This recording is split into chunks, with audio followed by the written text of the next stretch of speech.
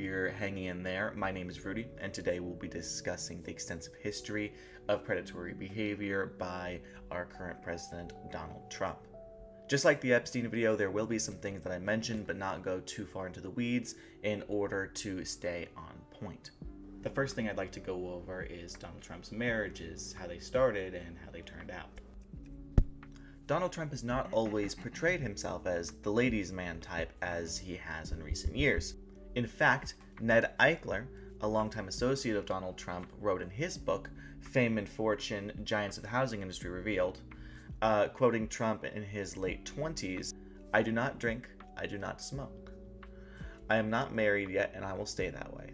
In 5 years I will be the biggest developer in the city, and in 10 years I am not married yet and I will stay that way. In 5 years I will be the biggest developer in the city, and in 10 years would meet his first wife Ivana. 1 year later, they would be married." 1977 to 1992. Although the details of their divorce would be signed behind an NDA, we do know that Donald Trump was having a pretty explicit and public affair with Marla Maples as early as 1989, while still married to Ivana. Ivana Trump would accuse Donald Trump of rape while being deposed for their divorce, but later walked that back in order to avoid legal ramifications for Trump. Their prenuptial agreement would also be changed multiple times throughout their marriage. Without getting too far into the weeds, the divorce was granted uncontested on the grounds of cruel and inhumane treatment by Donald.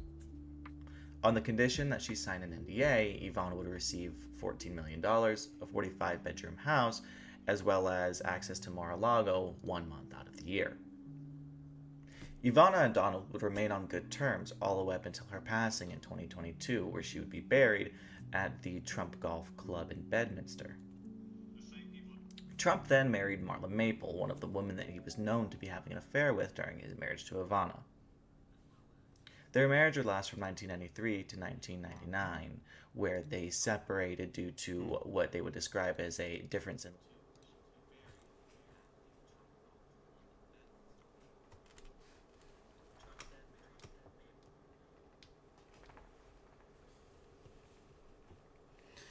Okay.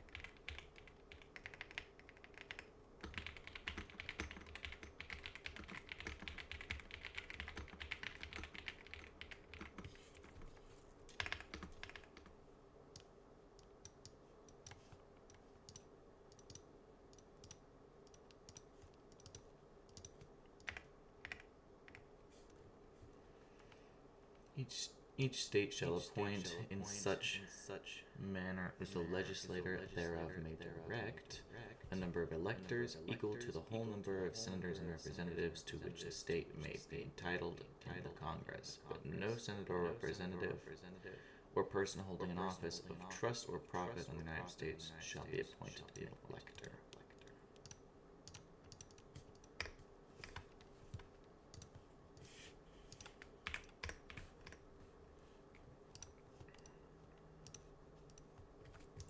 So each state shall appoint in such a manner as the legislator may thereof may direct.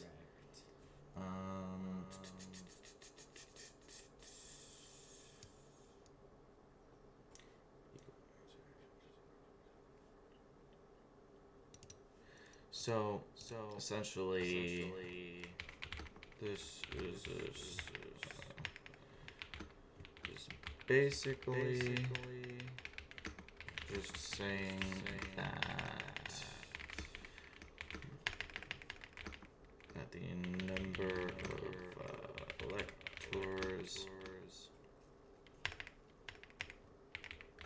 a state gets is based on a no is equal to the number of senators and representatives in the House combined.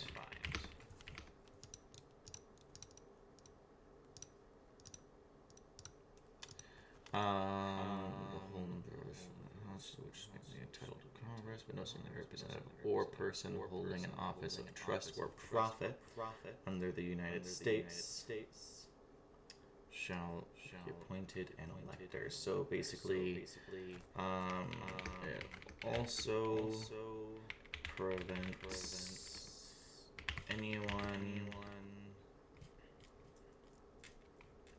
working for the U.S.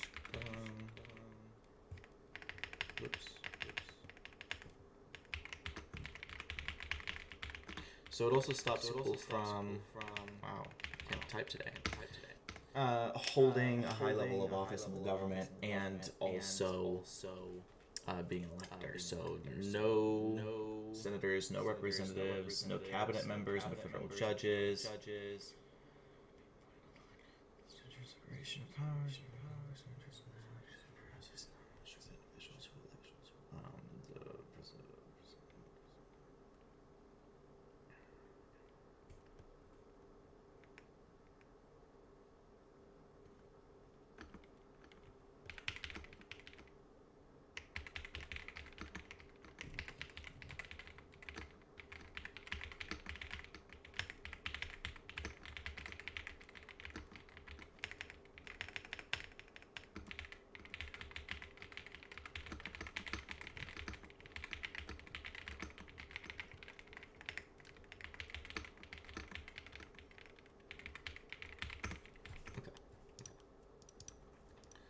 So the first part of Section 1 of Article 2 establishes the office of the presidency. It details how their elections will work, their term limits.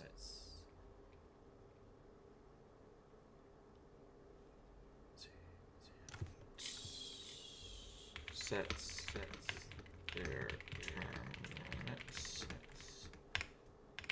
And the second part here of Section 1 is going to state the number of electors a state gets, which is a combination of senators and representatives of that state, and also prevent anyone from working in federal government, like cabinet members, senators, representatives, or federal judges from being appointed as electors. This is to maintain the separation of powers, if anyone was wondering. To help maintain. Okay.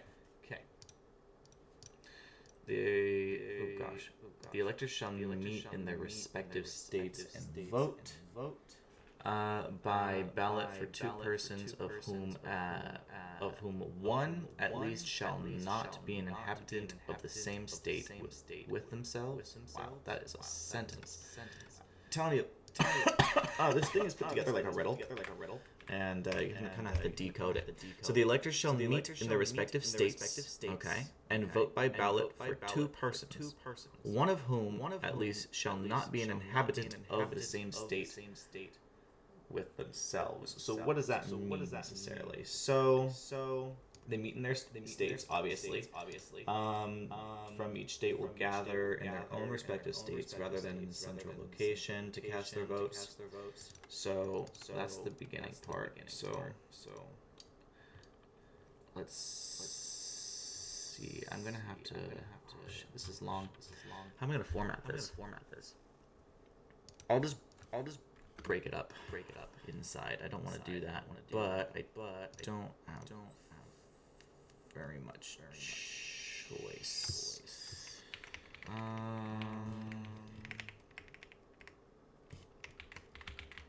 Essentially stating. Hey, what's up, Short Stack? Echoing.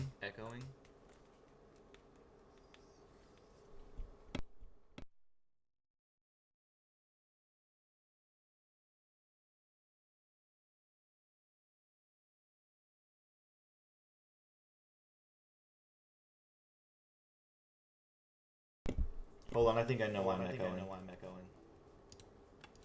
Okay, let's see.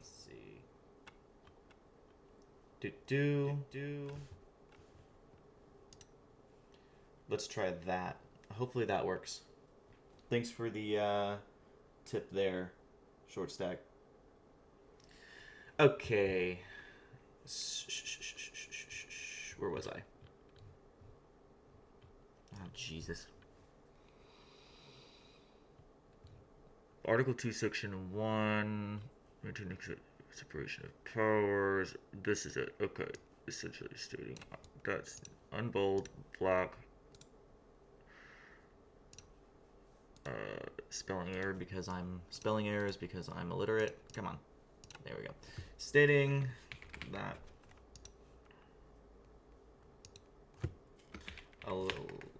electors are to vote from their own state and not from their own state. So what's the deal with two persons? So each elector votes for two individuals. What does that mean? Oh, hold on a second. A ballot for two persons, of whom one at least shall not be an inhabitant of the same state with themselves. So I'm assuming that means the president and the vice president. Initially, electors will vote for two candidates without specifying which one.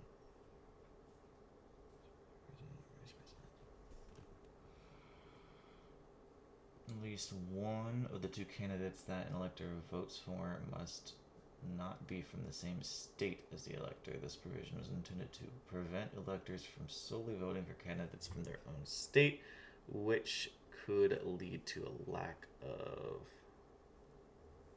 national representation of the presidency and vice presidency.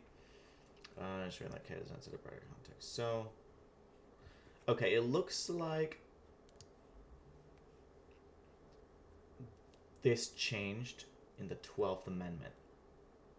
Changed the system to make separate ballots for president and vice president. Prior to this change, electors voted for two individuals, and the candidate with the most votes became the president, while the runner-up became the vice president. That's neat. Okay, so originally, before the 12th Amendment, it looks like there used to just be two people selected, and the person who got the most votes would become president, and the runner-up would be vice president. So now our ballots are a little bit different than that. But I'm going to... So how am I going to do this?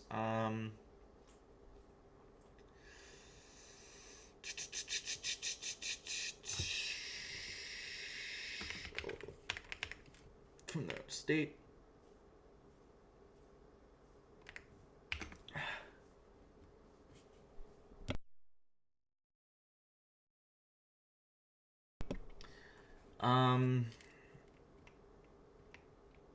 Prior to the passing of the 12th Amendment,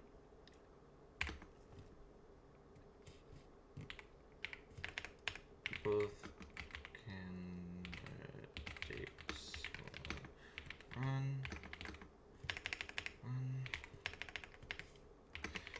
the winner became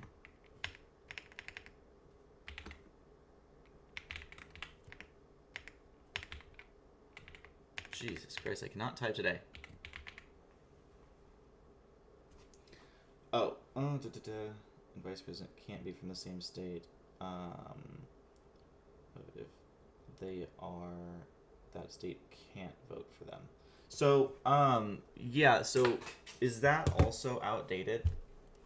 The system has evolved and electors typically vote for one percent choices, making this clause less relevant. Yeah. So, today, let's just say, like, whoops.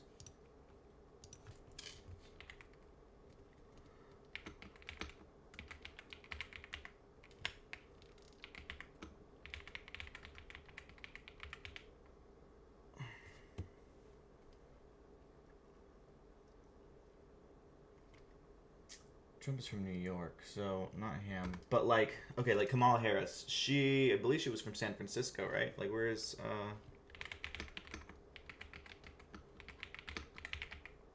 yeah, she's from California. So her whole situation has been in California. So under this original provision, I would be ineligible to vote for Kamala Harris because she's from California.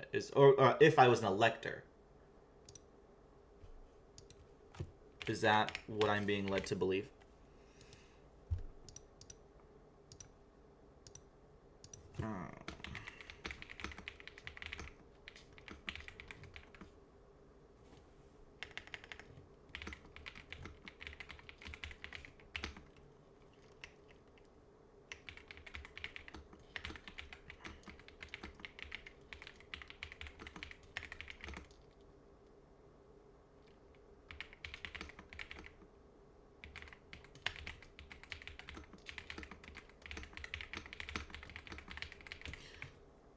So, wait.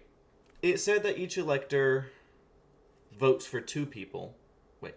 Vote by ballot for two persons, of whom one at least shall not be an inhabitant of the same state. Do they get two votes?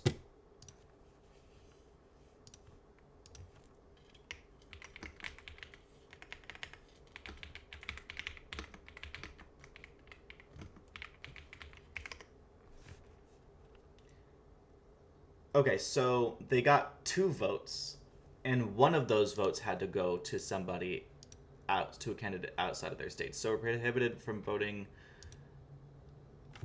twice for candidates that came from their same state. At least one out-of-state person. Yeah, see, got that. For candidates that came from the same state. So the winner became president while the runner-up became vice president. Electors were given two votes,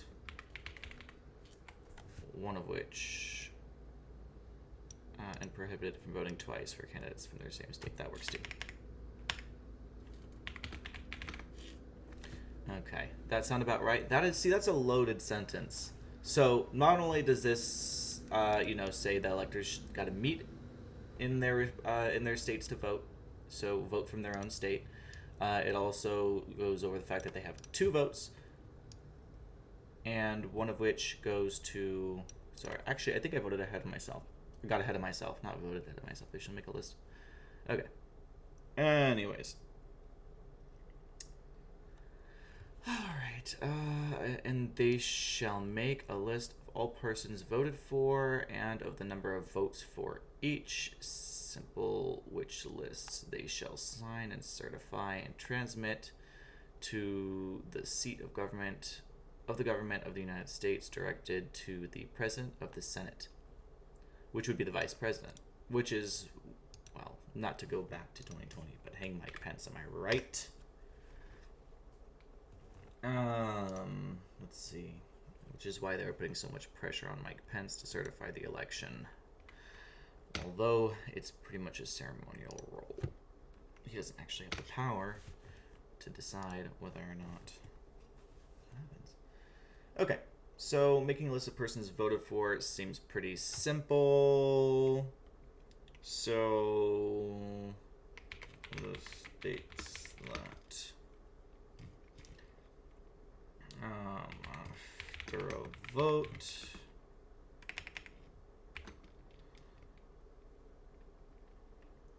electors must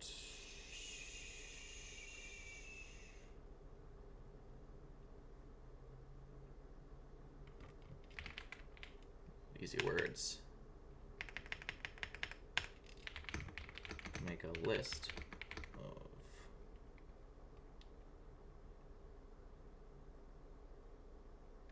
all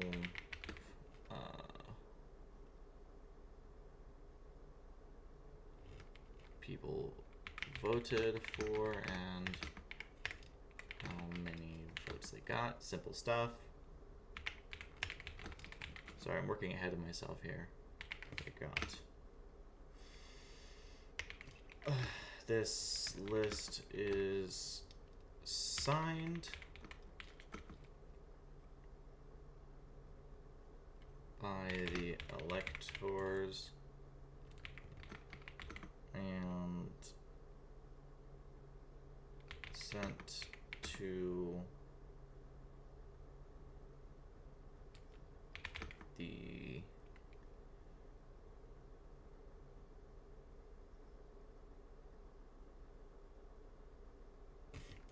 I'm going to use President of the Senate because there are situations where the VP is not acting as President of the Senate. But then I'm going to clarify afterwards who is usually the President of the Senate. Okay.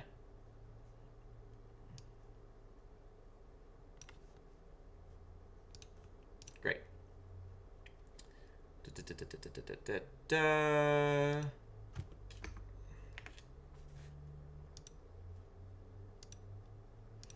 The President of the Senate shall, in the presence of the Senate and the House, open all of the certificates, and the votes shall then be counted. Okay. The person having so the greatest amount of votes shall be president if such a number be a majority of the whole number of electors appointed. And if there be more than one who have such majority and have an equal number of votes, then the House of Representatives shall immediately choose a ballot.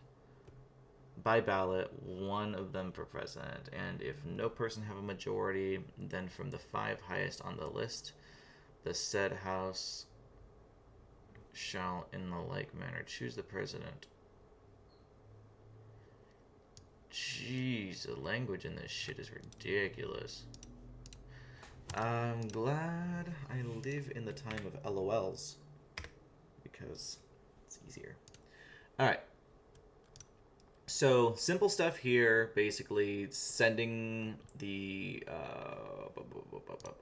slate of electors to the President of the Senate, or usually VP, and then that VP or President of the Senate will, in front of the Senate and the House, open and count the votes and determine who will become the president. Now, if such number be a majority of the whole number of electors appointed, and if there be more, hold the fuck on.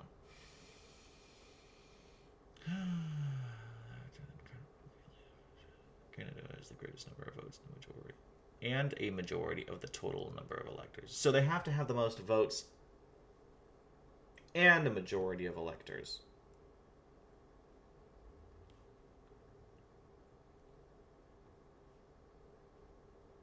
I'm assuming this is different now, or something like that. If the two candidates have equal number of votes, they have majority and majority House.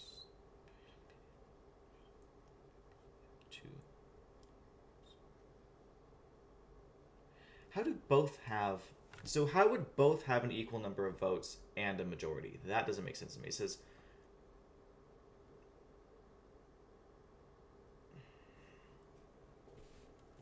it's done by voting for the House. If no candidate has a majority.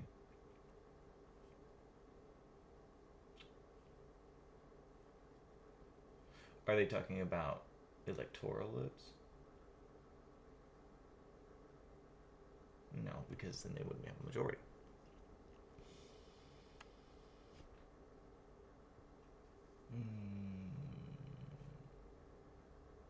From the top 5 candidates, total vote count.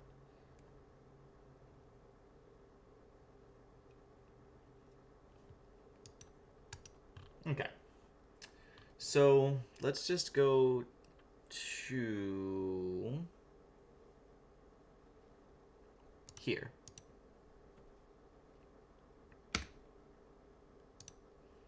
Okay. Okay, so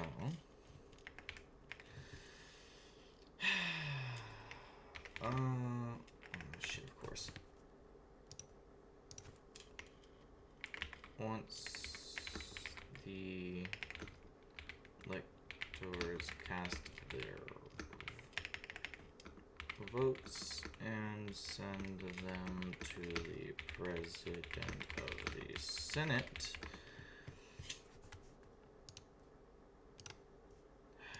guess I can't spell today, it's fine. President of the Senate, the President of the Senate must then, in front of the House and Senate, open the slate. Oh, I don't want to use the word slate. I'll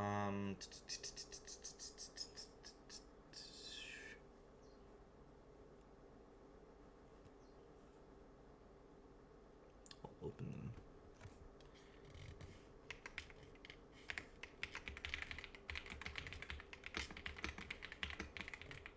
Count them. The majority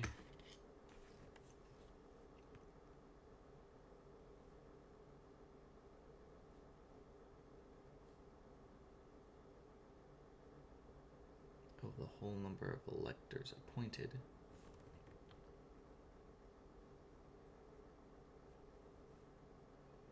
This part is actually getting on my nerves a little bit, so.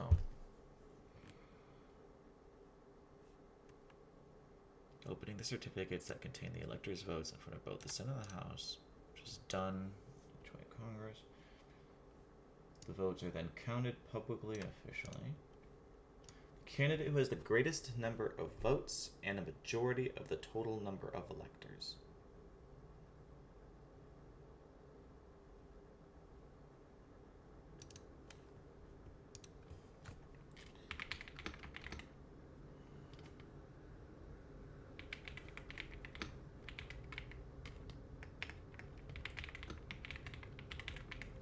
President.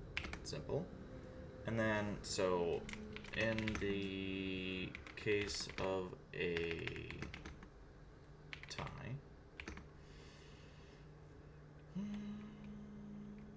the House will choose a candidate. Well, the House will vote by ballot. Ballot.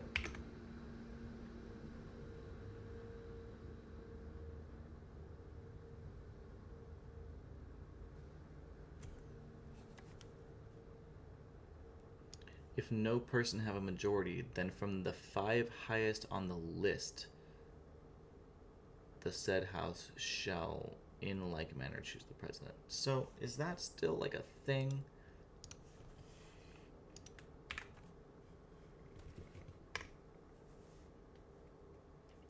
Seems that after the 12th, the 2 votes per election thing became 1 vote for president and 1 other for VP. Yeah, which seemed to imply that the electors could have forced a Kamala Vance victory. Man, imagine that. Different states thing is still valid. Oh. Here, let me double check I didn't say that they weren't.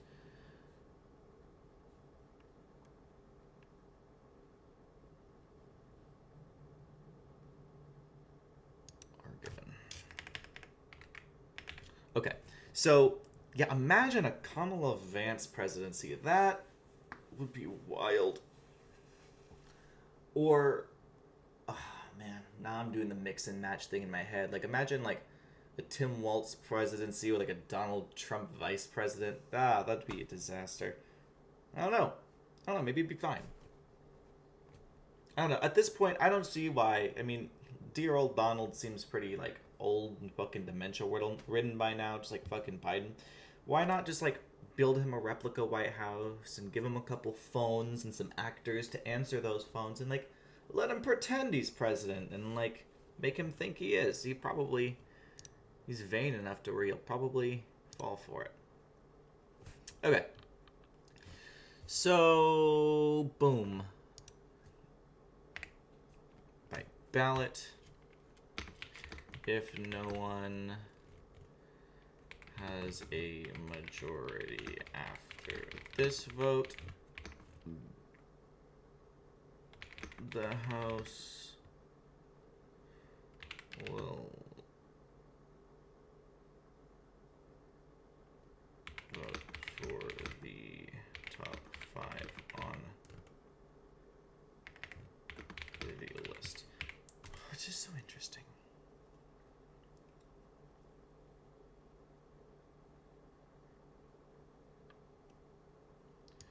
Does not choose from the entire list of candidates. Instead, they must choose from the top 2. Oh, and then afterward, that opens up to the top 5. Each state has 1 vote, regardless of how many representatives it has. Oof, a majority of states is needed to select. So, if there is still... Whoa. A tie, the House will then open up, then be allowed to vote from among the top 5 candidates.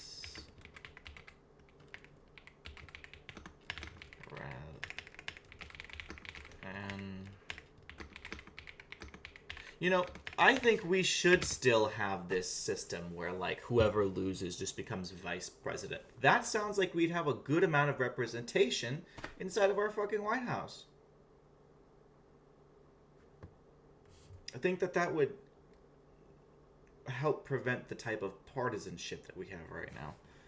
And, you know, get some representation. But I guess that's DEI, isn't it? Fuck. God damn it. Fuck. It's DEI. Sorry. What can I say? I must just love my fucking DEI. I'm a liberal. Okay. Alright, but in choosing the president, the vote shall be taken by states. The representation from each state having 1 vote. Yeah. A quorum for this purpose shall consist of a member or members from 2/3 of the states. And a majority of all states shall be necessary to a choice. In every case, after the choice of the president... What? After the choice of the president, the person having the greatest number of votes in the electors shall be vice president. Yeah. But this should... but if there should remain 2 or more that have equal votes, the Senate shall choose between them. This is irrelevant now. Oops. So...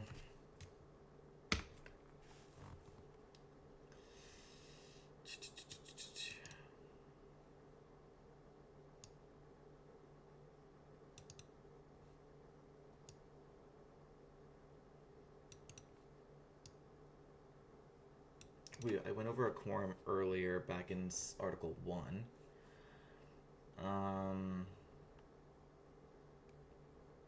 So...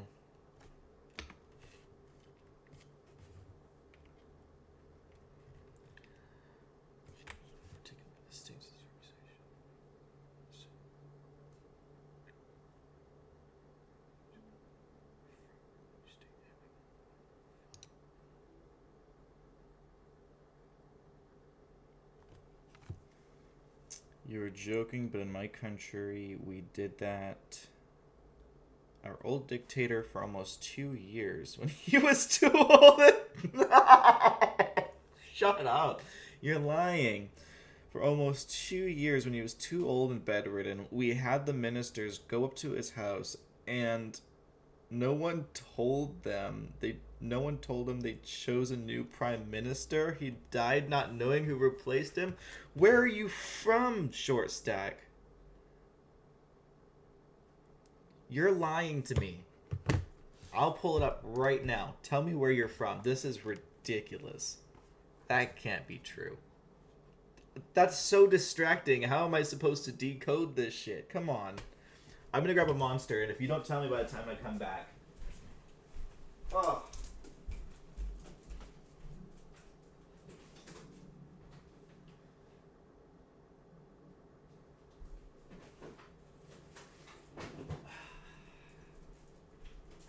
Ow.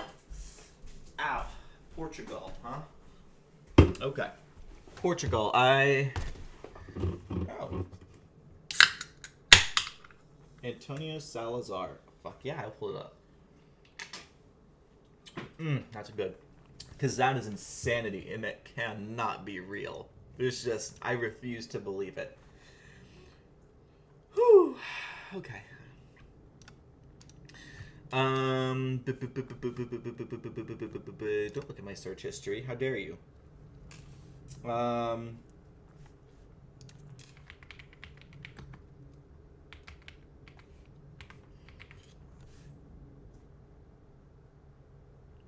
What would I put? What? Antonio Salazar and Hitler? Who is this man? Fake PM? I don't know. Let's just see. Fake news. Shut the fuck up. The Independent... I don't remember how good The Independent is. Let's just see what it has to say. Okay. To believe he still led from his... What? I don't want to see this. From his sickbed.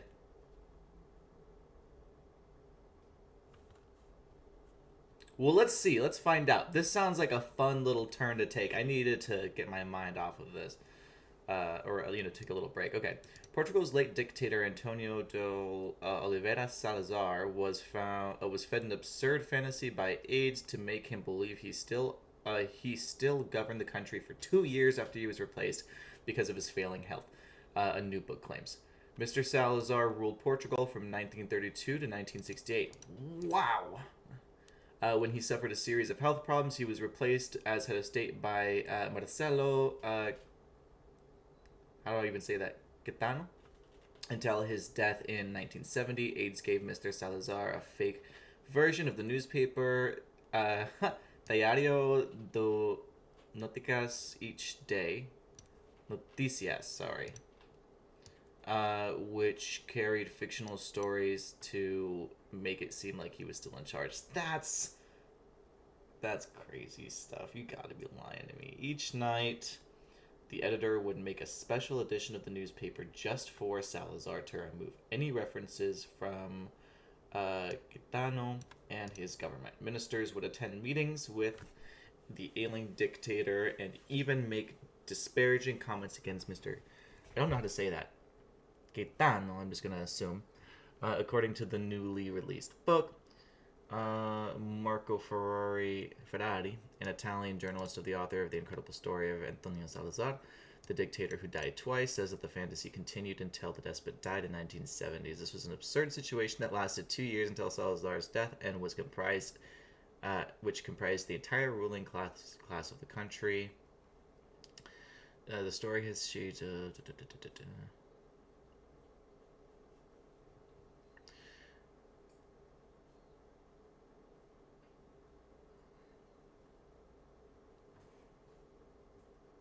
working as a law lecturer. Caetano? Yeah, man, we got Caetano in here. What was I saying?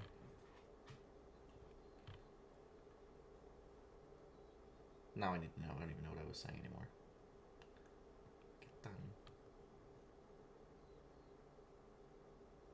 Caetano. Okay.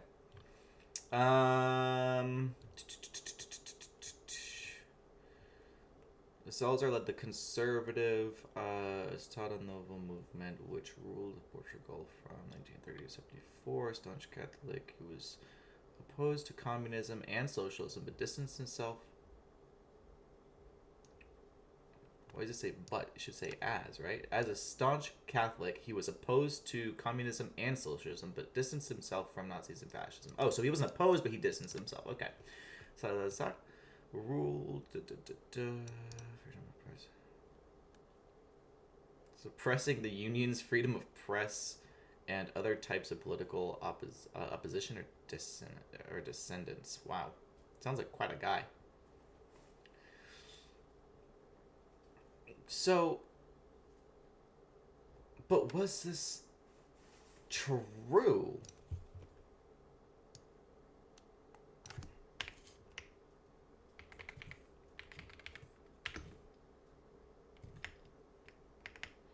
Wait, hold on.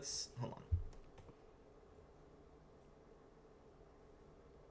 I have an idea. Let's see what PolitiFact has to say. Oh, PolitiFact usually just does statements from people.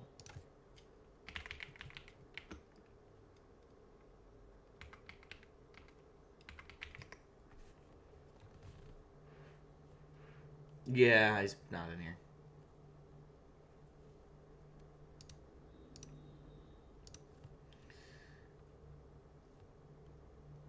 How do I even, like...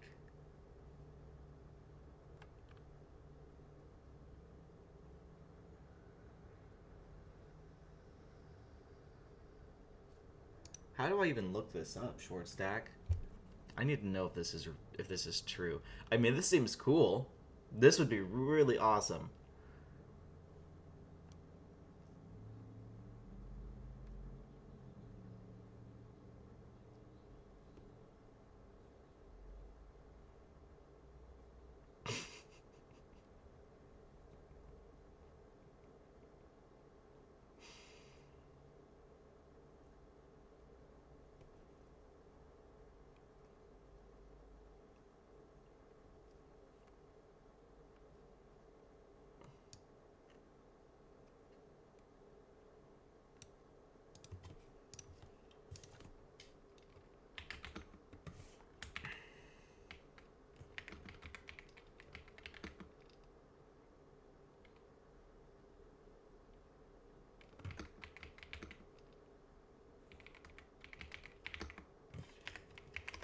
Is this real? This looks real. Oh, Reddit knows.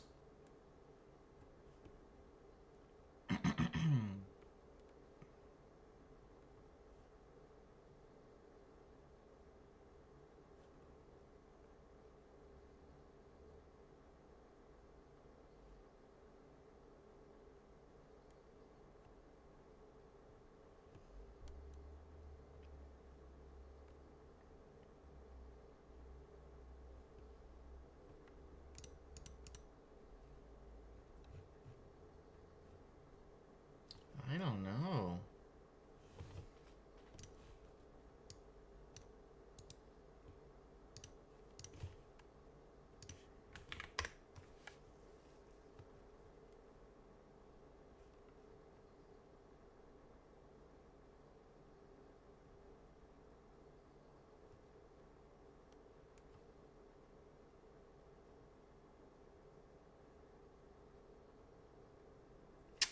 That's not helping.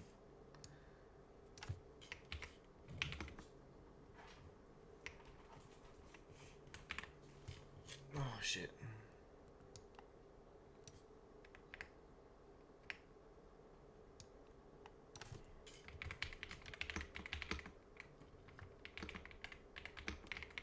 Let's try that.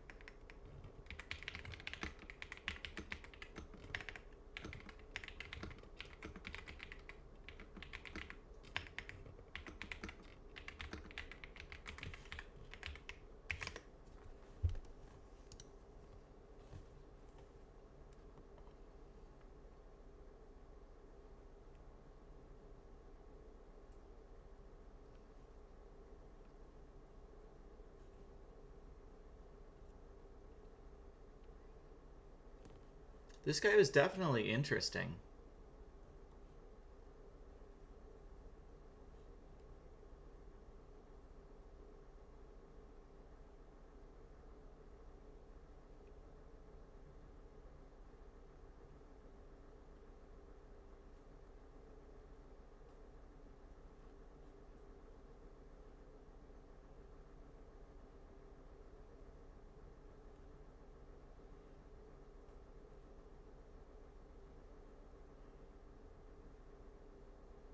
(1968) dismissed him from the position as prime minister, enabling him to exercise vast political powers, use censorship.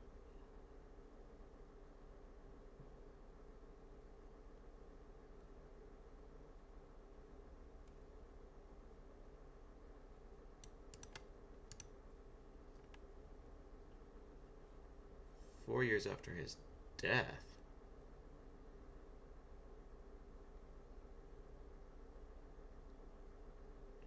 So he died in 1970. So this would have to have been like between 1968 and 1970.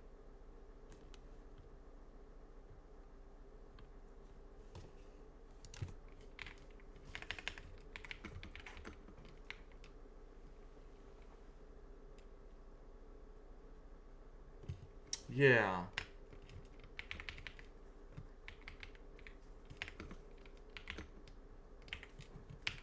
Let's try this. First Prime Minister. There's them.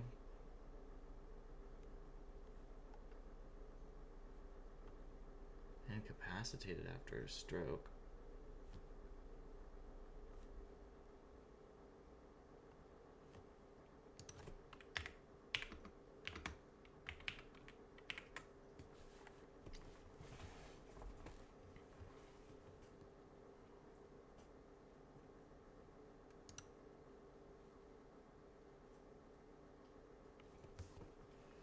So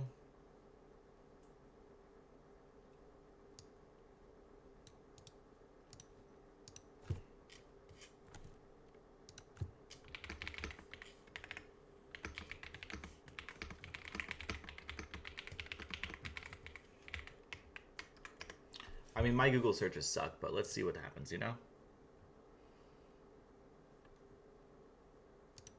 Britannica.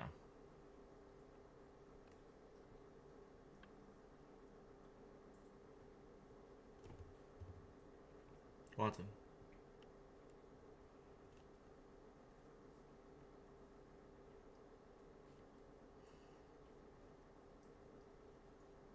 So he suffered a stroke in 1968, couldn't do his duties, so he was replaced by your guy here. Disabled him, was never told had taken place, and died 2 years later. Lived a life of feeble simplicity, shunning publicity, rarely making public statements, and never leaving Portugal. This just seems like it might be true. I'm going to choose to live in the world where this was true.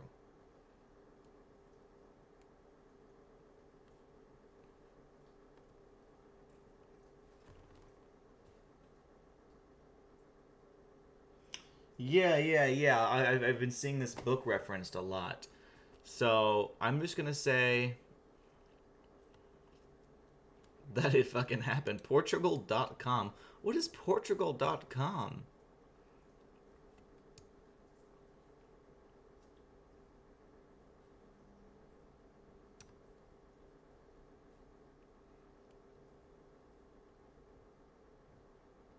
Oh, stop.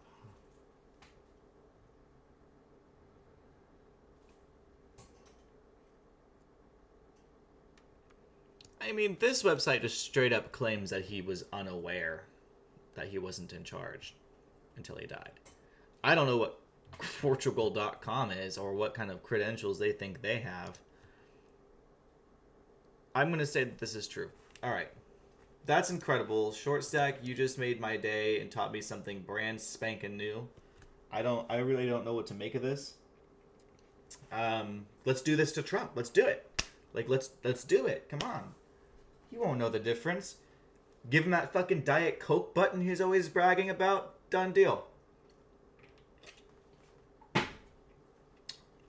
just gotta worry about Musk. Alright. The vote shall be taken by the states, the representation from each state having one vote. So,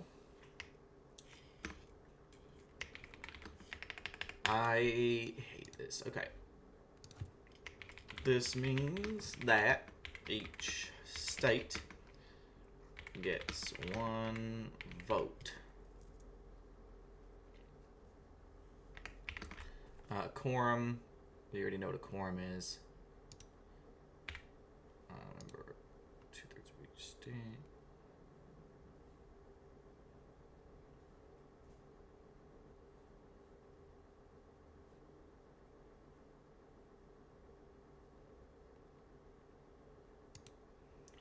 And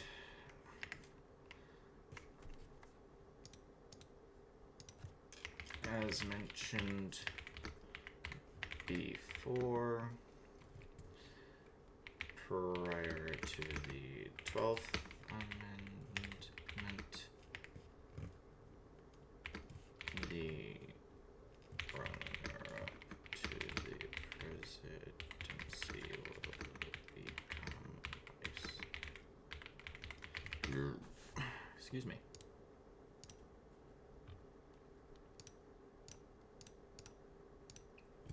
Everything looking good now? You can just give some more Tesla ads to read. Oh man, yeah, that was a bad look, man. You know, you've got, and did you see? It just reminds me of Biden when you know, that time when he was doing something and he had a little piece of paper in his hand and you can see that he had like instructions, like address the crowd, walk this way, take questions, like this, you know, telling him exactly what to do in order because his brain was fucking soup. Well, they did the same thing with Trump somewhat. Not the same exact thing, of course, but where he had like talking points for like what he was going to do to sell the cars, and then Elon Musk gave him like $300 million more dollars. So fucking, you know, whatever, dude. It's the biggest con job of all time, and they said they really did some cartoon supervillain shit where they said, you know what, let's just take the whole country, like let's just steal a whole country and make as much money as we can off of it. And there are idiots that are happy about that, and I just can't believe I live in this fucking reality. This is the timeline, guys. This is the timeline. Harambe died, and now this. So Congress may determine the time of choosing the electors and the day on which they shall give their votes, which day shall be the same throughout the United States. Oh, very fascinating stuff. So basically, Congress has the power to set the time.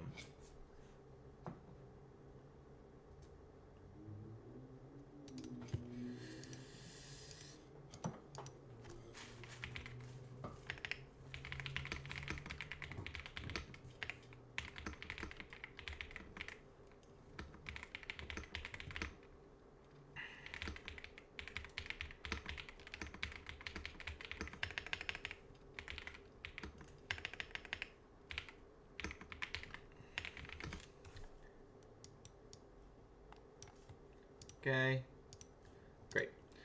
No person except a natural-born citizen of the United States at the time of the adoption of this Constitution, right, because that was before, shall be eligible for the office of president. Neither shall any person be eligible for that office who shall not have attained the age of 35 and between 14 years residence within. Okay, so this clause establishes the requirements to becoming the president of the U.S. These requirements include similar. These requirements are similar to those of Congress, including being a U.S. born citizen,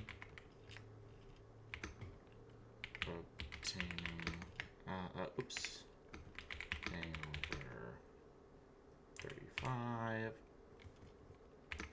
and being a resident for 14 years. That's what it says, right? Natural born citizen, be eligible, be 35, be a resident. Yep. I don't remember offhead, but let's see, let's just go up.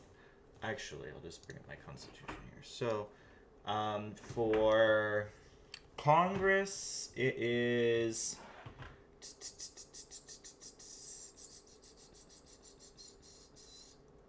so to be in the House of Reps, you have to be 25. 7 years a citizen. Oh, so that is different. So that's why I said similar to those of Congress, including being a U.S. citizen. For president, but you must be born in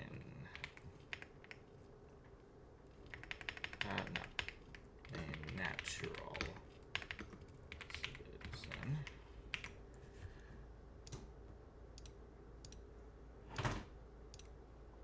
Okay.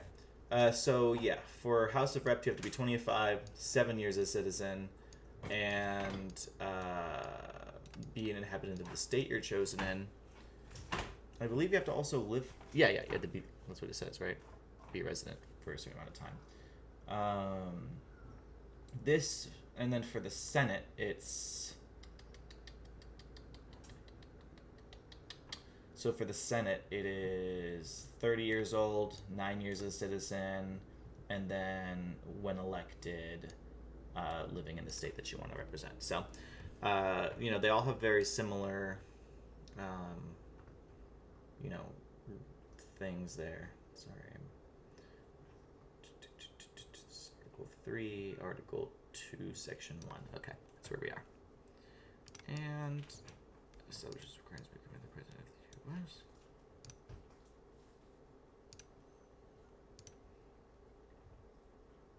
Okay. Yeah. All right. Next. Damn it.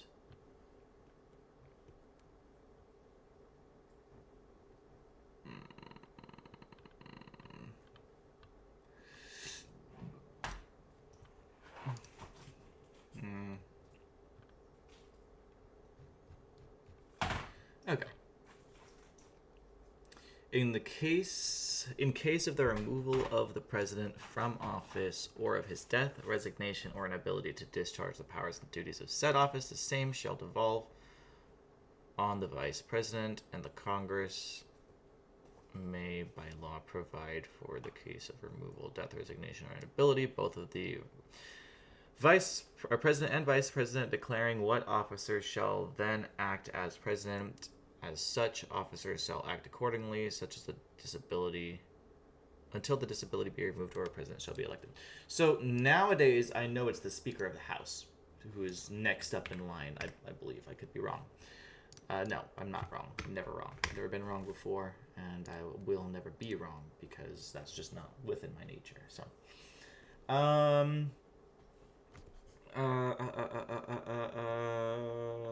this clause is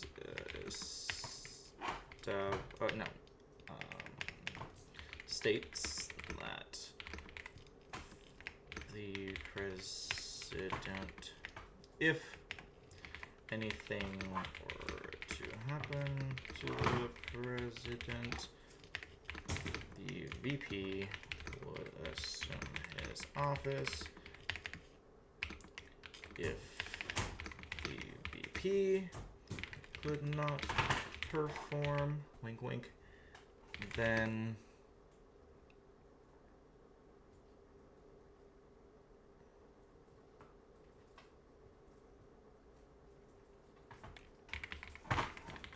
Congress may declare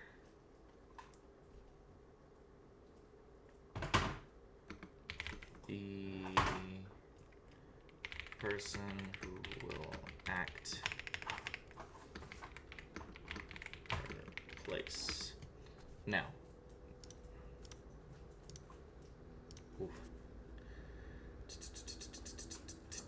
25th Amendment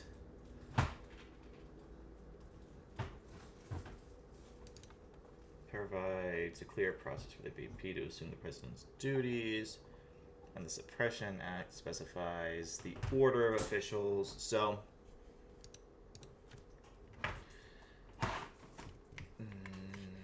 nowadays, after the it's not Suppression Act, yikes, Succession Act. After the Succession Act of 1947.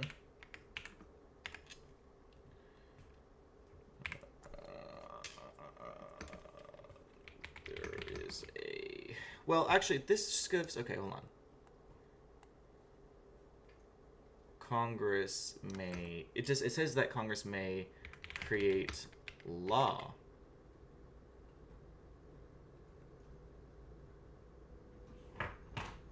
Congress may, by law, provide for the case of removal, inability of the president, declaring an officer shall then act as president. Oh, okay, never mind. Let me go back.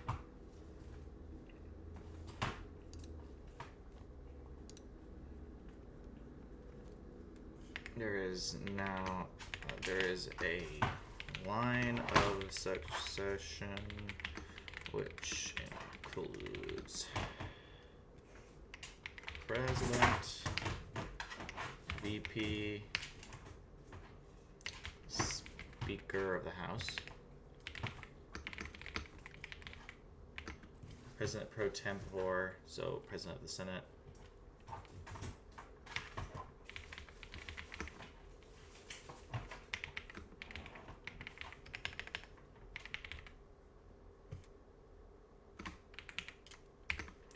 and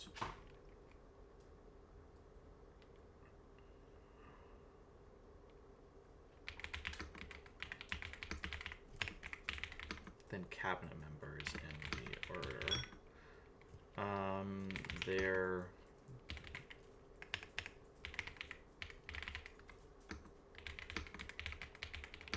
yeah. So President pro tempore,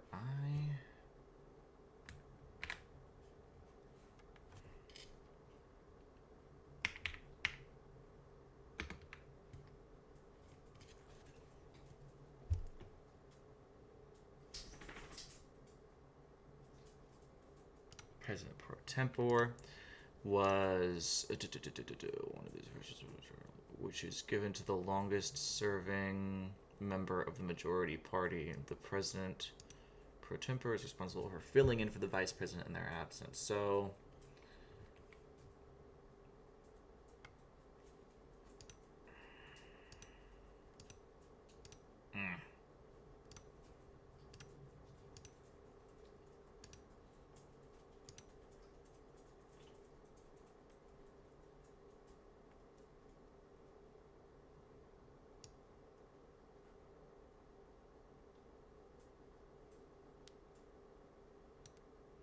just a little refresher, you know.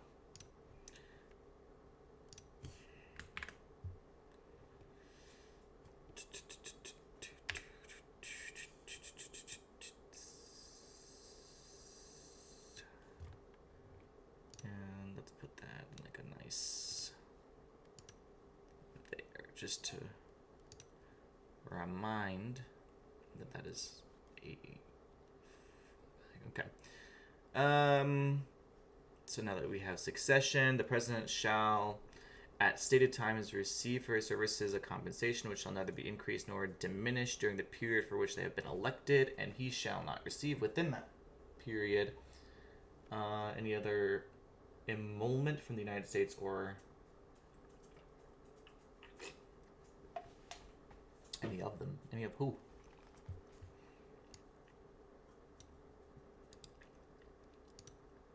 Because Trump makes bank off the presidency. Not from the government, but...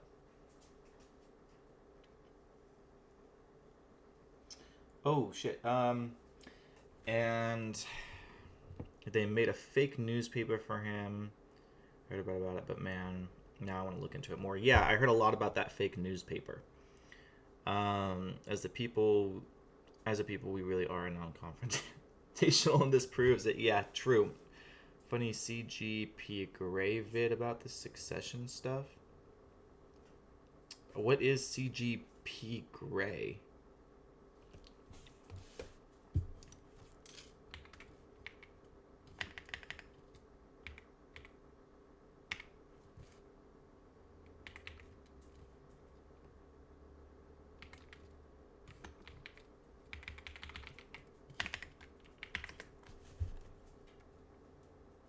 I'm assuming that this is it. Oh, it's a YouTube channel. I see. I'm gonna have to put my little headphones on if I want to actually know what's going on.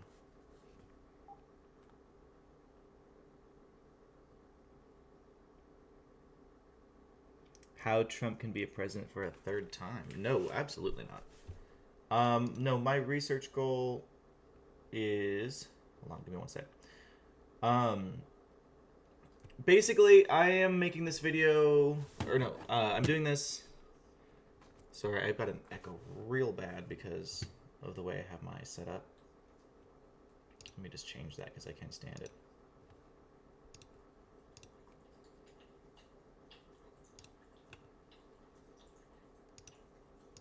Okay, better. No, I'm doing this on stream because I figured it'd give me something to stream about, but I'm making a video about the U.S. Constitution and breaking it down in really simple terms.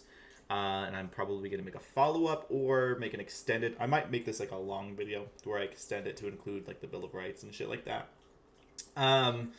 But it's kind of a preface. So, Short Stack, have you watched my other videos? I'm assuming you have. I think you have. You know, so... throughout the course of my series here, I'm trying to paint a very clear and complete picture of Donald Trump as a person and, you know, all of the things that he does within the context, right? So one of the videos that I'm going to make moving forward is a few of them. One of them is going to document his crimes, and another one's going to document his violations of the Constitution, or his just, you know, the way that he just kind of wipes his ass with the Constitution. In order to do that, one, I need to have a really good understanding of the Constitution, which I don't. I'm not going to sit here and lie and pretend I do, or else I'd be able to just hype it up. You know, the Constitution is a fucking spell book, and I have to decode the goddamn thing. You know, I think the best way for me to do that is to actually sit down and read it line by line and understand what each thing means and what it actually says, so that, you know, I can make a video and help other people kind of I can help other people understand better in easier terms. I put in the work to simplify it. If other people want to watch, that's fantastic.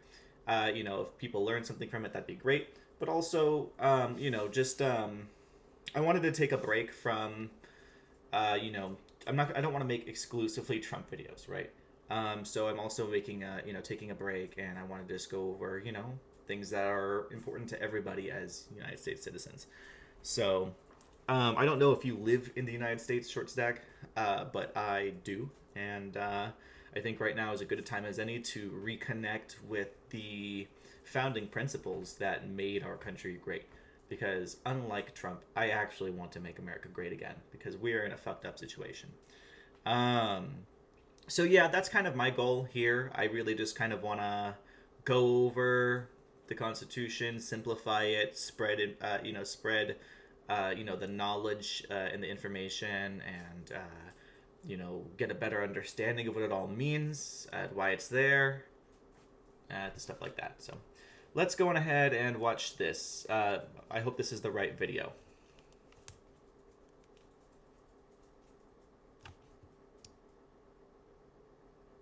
I gotta make sure it's the right size and it's centered properly in the camera so that you guys can see it too. You can see it too, since you're like the only person here. And I got a text massage. Not an important one, that's for sure.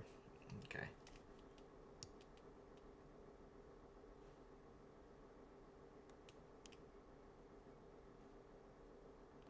This is kind of weird.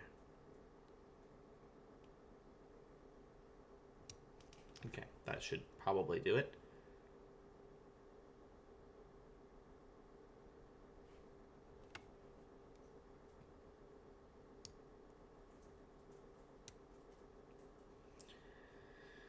All right.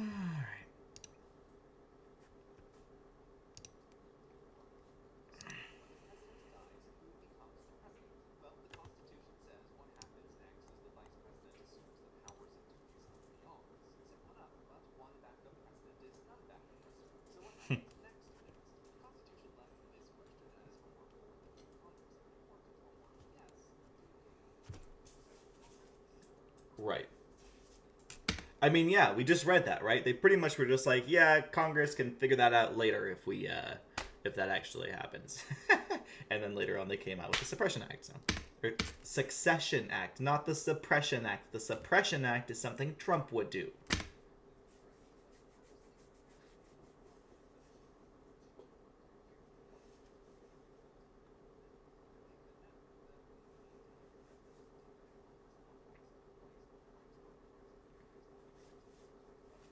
Shut up. What? That's crazy. Wow. Wow.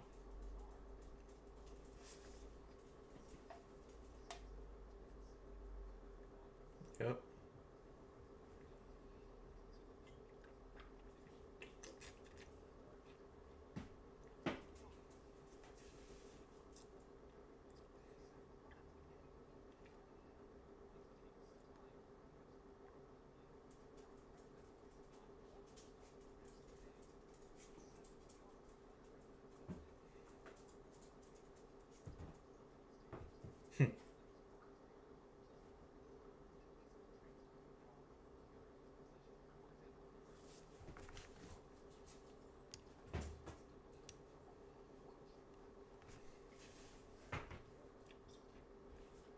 Yikes.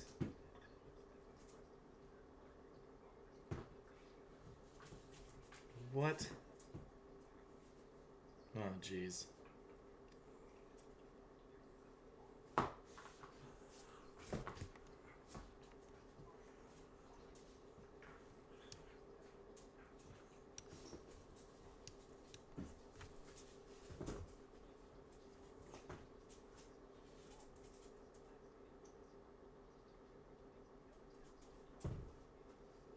True.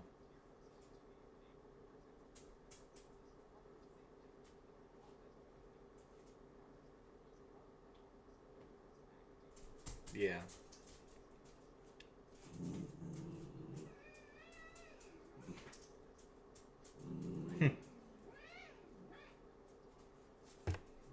Trump would just put wouldn't even put Vance in charge. He just put Elon in charge. All right.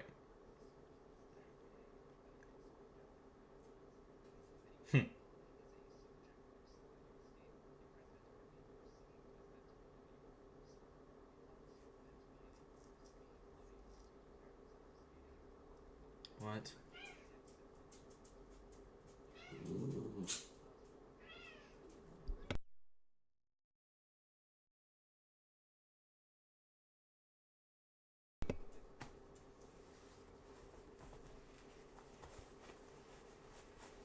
Damn, that's rude.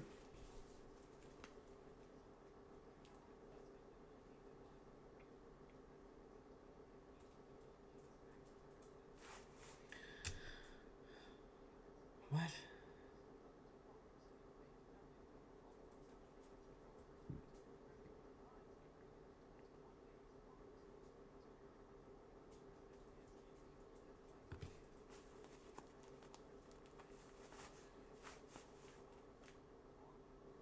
That's wild.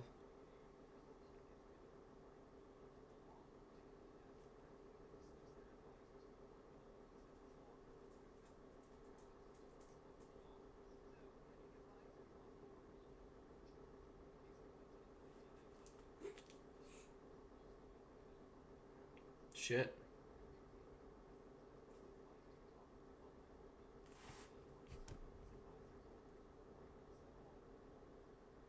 Yeah.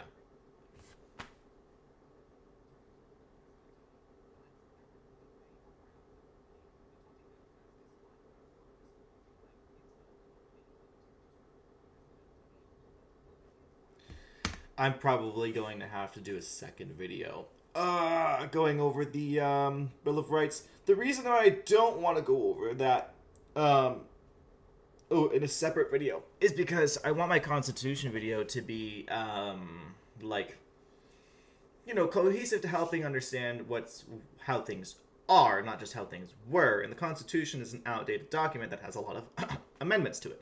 So going over the Bill of Rights would help me. I'm pretty sure it's just the Bill of Rights. Whatever, you know, going over all of the amendments would help me end it in an up-to-date fashion, right?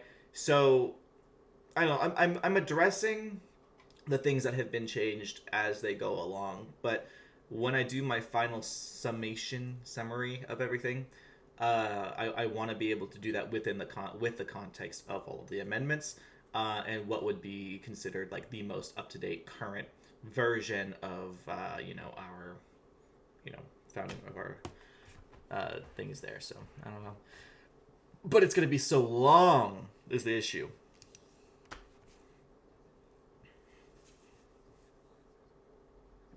It's cold in here.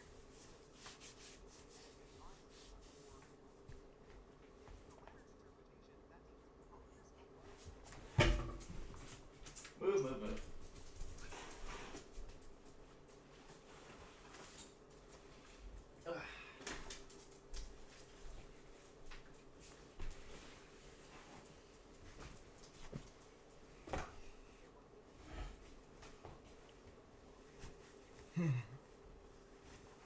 Not the most popular.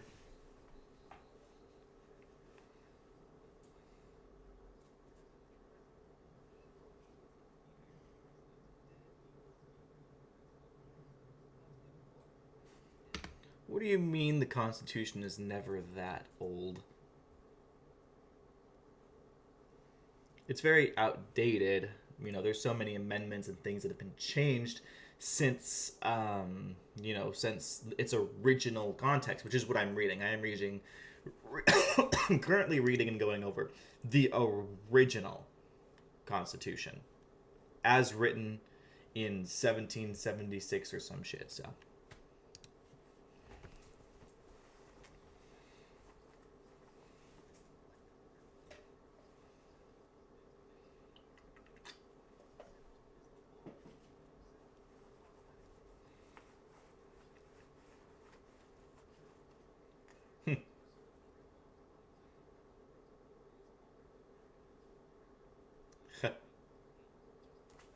Yeah, because the President Tempore, from memory, is like what, the oldest serving member or the longest serving member of the majority party. So he typically is going to be the oldest person there.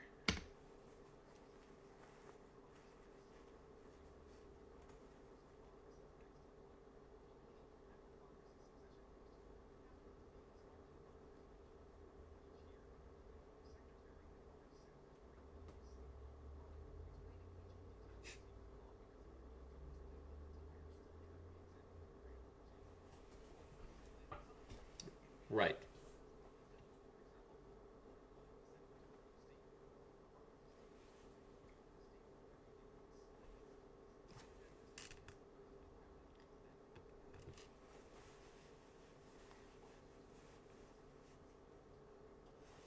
Oh, well, let's throw that out of the window.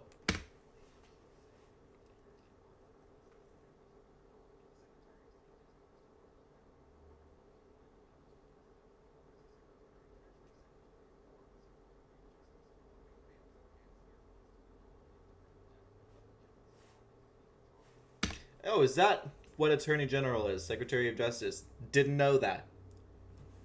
Good. Take a mental note.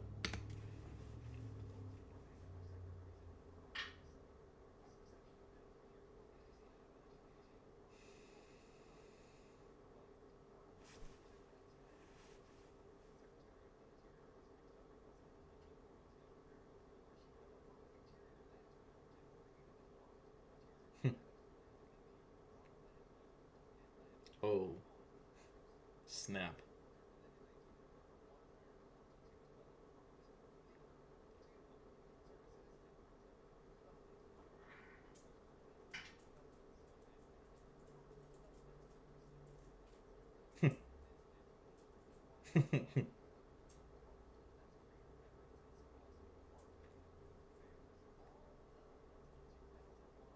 Oh, shit.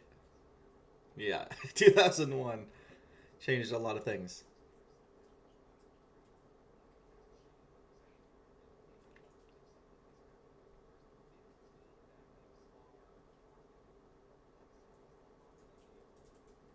Jeez.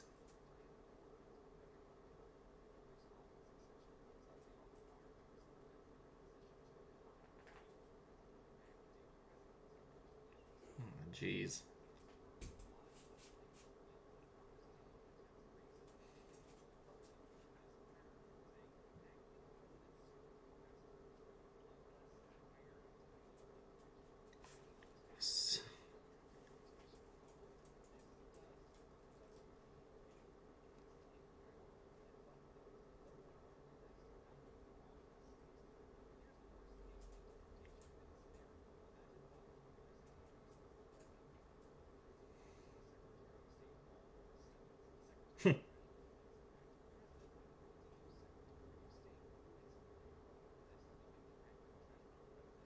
What?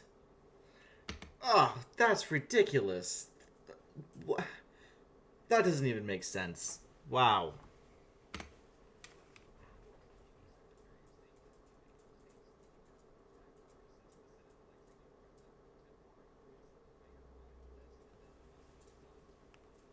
Oh my god.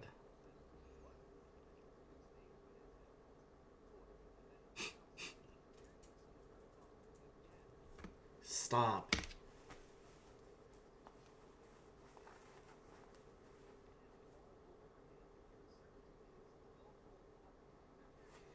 Is there anything more American than arguing over stupid ass fucking titles like that? Like, ooh, acting president. Or like going out of your way to just try and, I don't know, to bump everybody else out of the way so that you can get the job?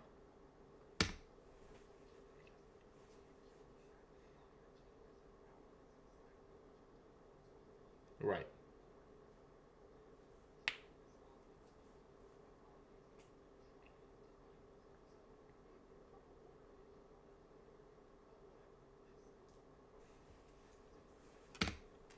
Let me just. So, Speaker of the House, President pro tempore, yep, Secretary of State, Treasury, Defense General, or Attorney General, Secretary of Interior, Agriculture, Commerce, Labor, Health and Human Services, Housing and Urban Development, Transportation, Energy, Education, Veterans Affairs, and Homeland Security. Wow, that's quite an order. Let's actually no. Excuse me. Oh, jeez. This just might come in handy.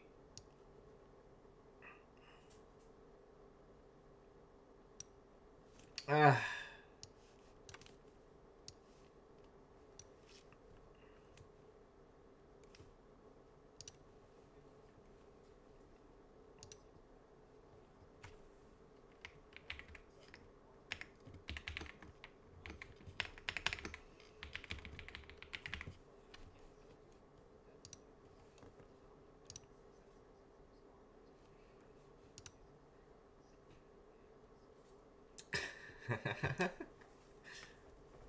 Wow. That's a good video. That's, I like this guy. What else? I'm sure he makes a lot of things. Okay. Yeah. He gets a follow. He gets a subscribe from me. Thank you, Short Stack, for that recommendation. That's good. All right. So the president shall, at stated times, receive for his services a compensation, which shall neither increase nor decrease during. So basically, just saying. What? Okay. This means that the president's pay cannot be increased or decreased during their term. I guess I never looked into this. Didn't Trump say that he didn't get, like, didn't accept any money for his term, for his first term in 2016?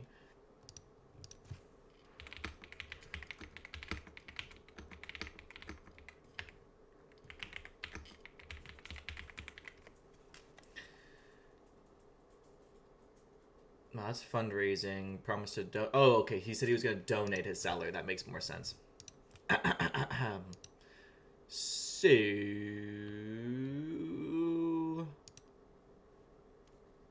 can be increased or decreased during their term. And shall not receive within that period any other emolument from the United States or any of them. So what does that mean?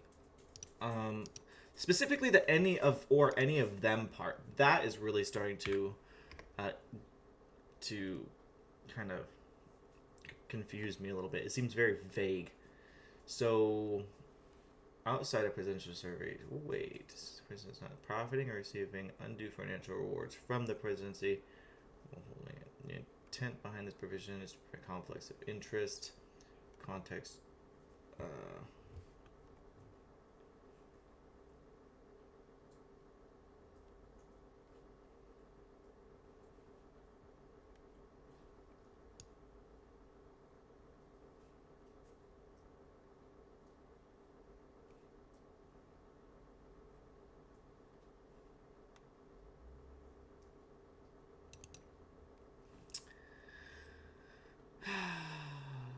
From the United States or any of them. It's referring to the specific states. That's what they're... Okay.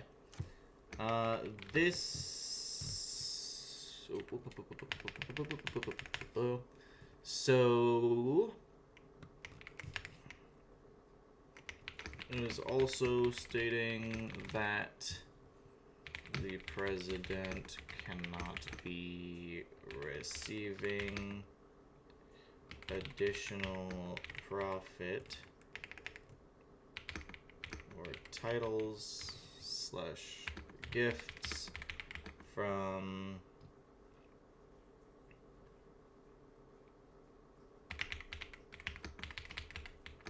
or any of the from foreign governments.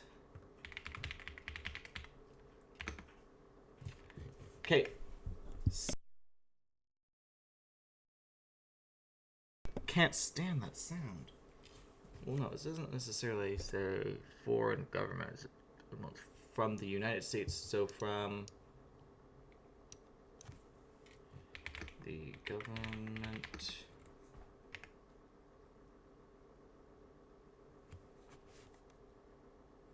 because in the moment is what we found in Article 1, Section 9, which is what I'm going off of, which is which prevents any person from holding an office or profit or trust from receiving gifts, titles, or emoluments from foreign states without the Congress. So I'm just gonna say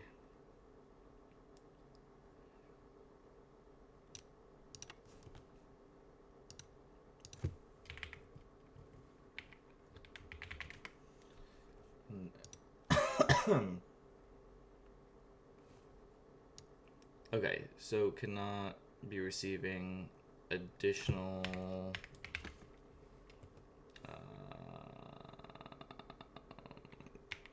profit or pay from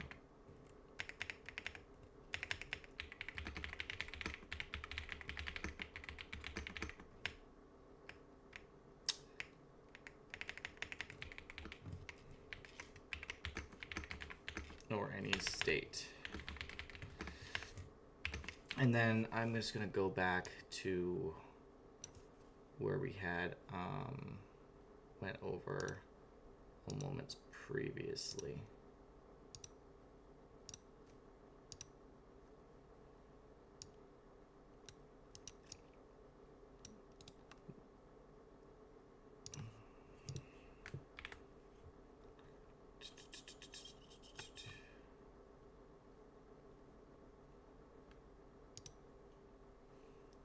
So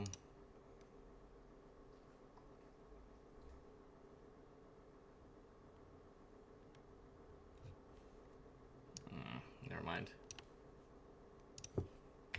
I'll keep it simple. Before he enter on the execution of his office,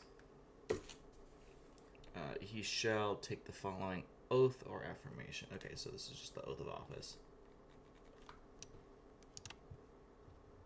Okay. And this is just, oh.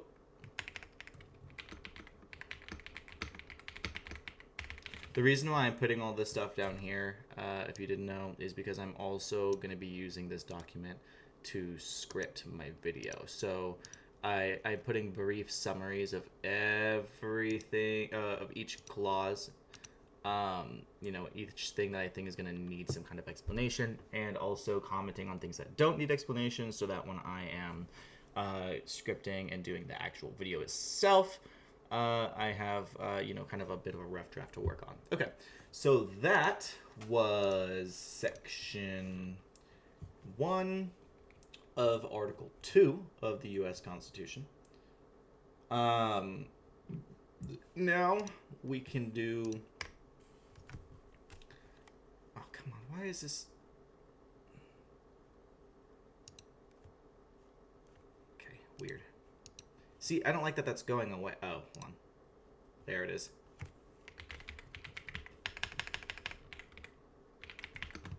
Section 2.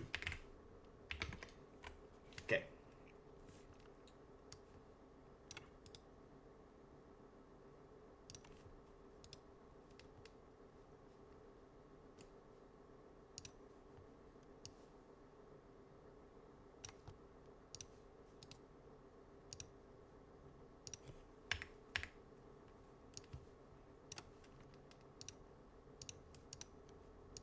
Great.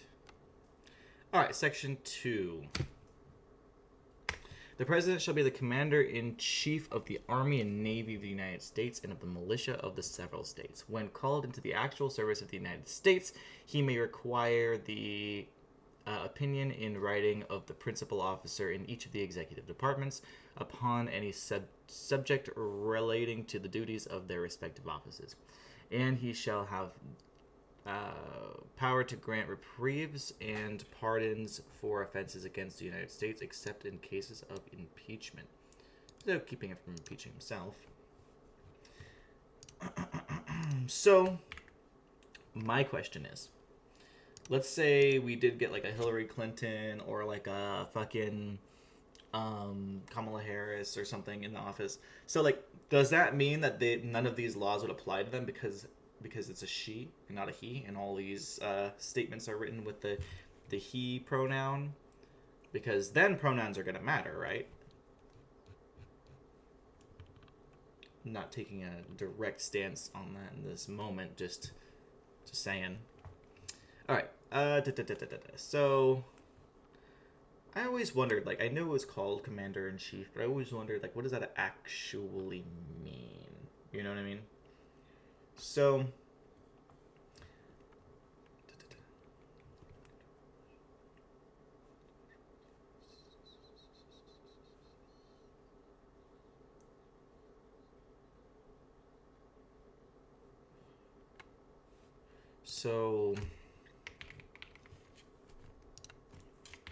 section 2 starts off by declaring the President Commander-in-Chief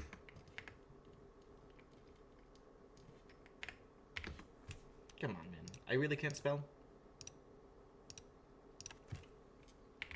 Of the...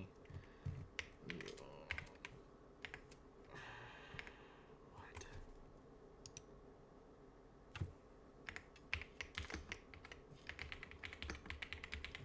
U.S. Armed Forces.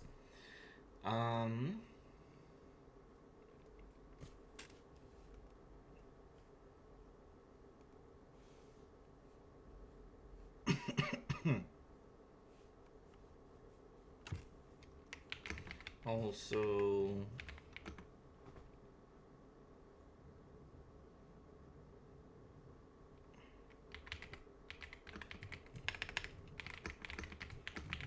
may be required to get written opinions from the heads of relevant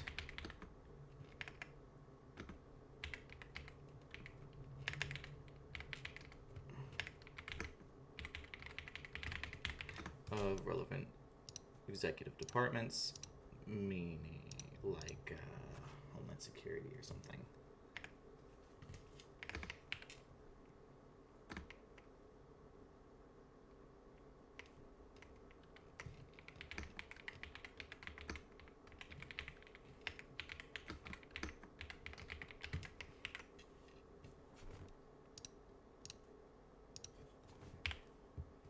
Okay.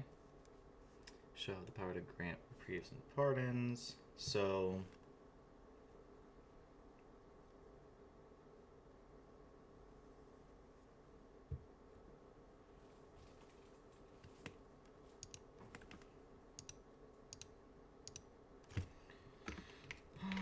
this section also gives the president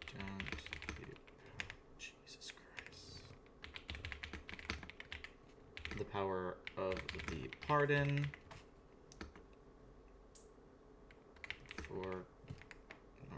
which everyone should know.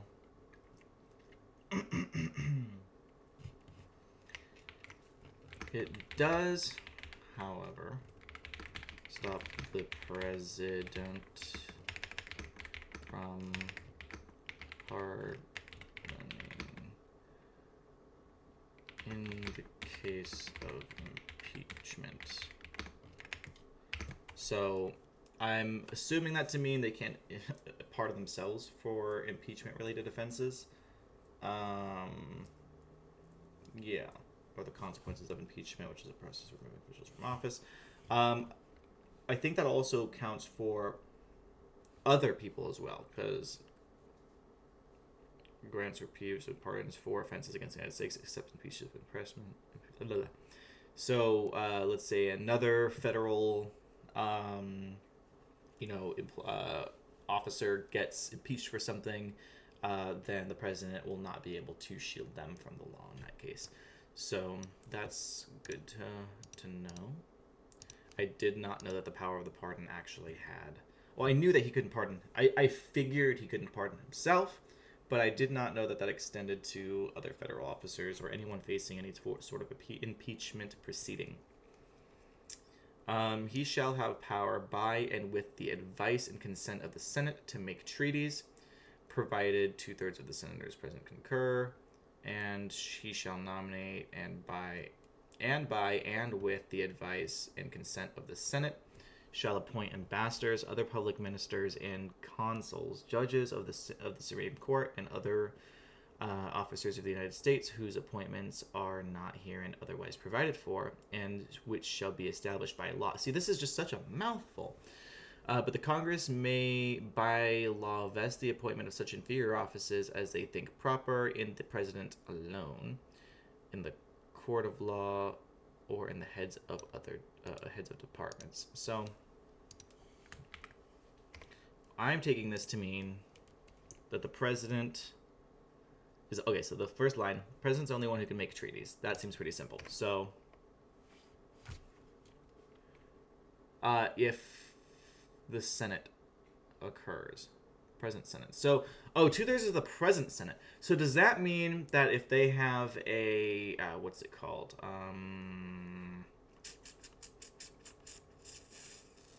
A quorum, which is only, what, like 2/3 of the Senate? If they are holding a quorum and only 2/3 of 2/3 of the Senate, because it says of the senators present concur, that he shall nominate and by with the advice. Wait.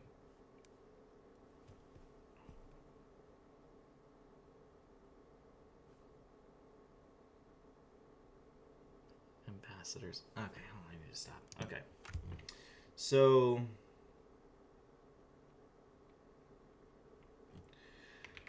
this gives the power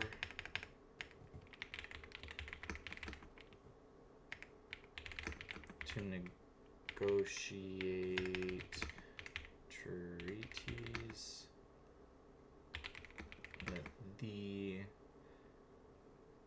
advice and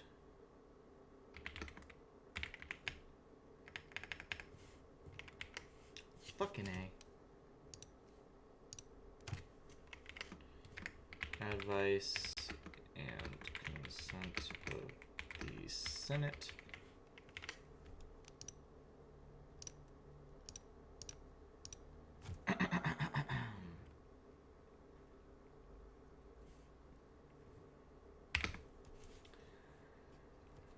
Appointments and consent to nominate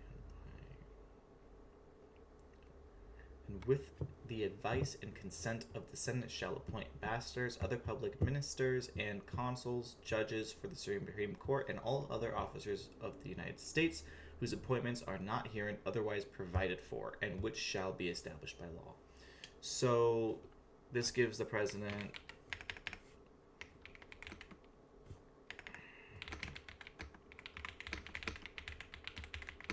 also gives the president the ability to nominate. I guess it's not appointment, it's nomination, right? Because it still has to go through the Senate. So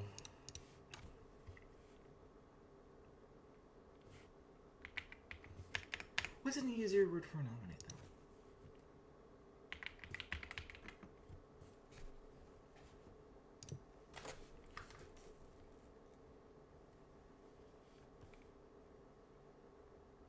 I guess I'll just have to use nominate.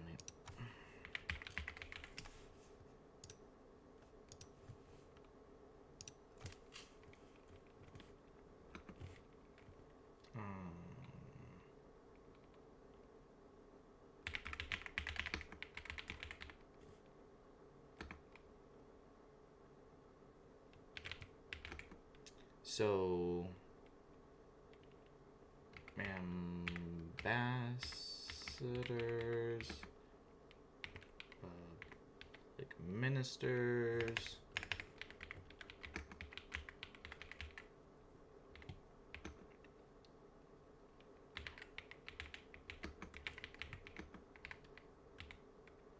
Supreme Court judges, cabinet members,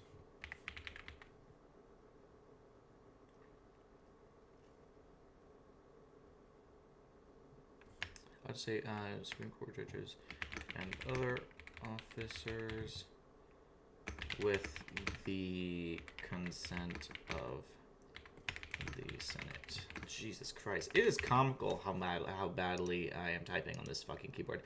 I've got a mechanical keyboard. It's for gaming, so it's super touchy. It's not really meant for, like, typing in this type of situation.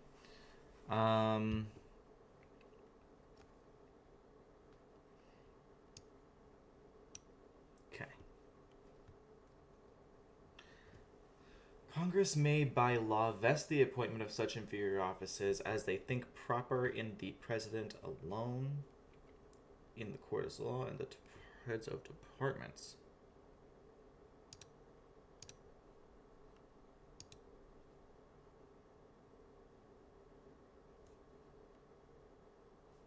This also gives the president the ability to nominate officials like ambassadors, public managers, Supreme Court judges, and other officers with the consent of the Senate.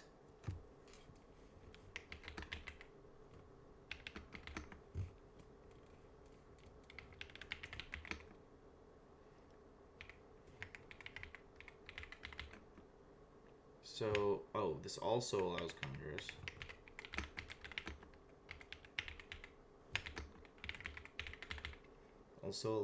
Congress pass laws that give the president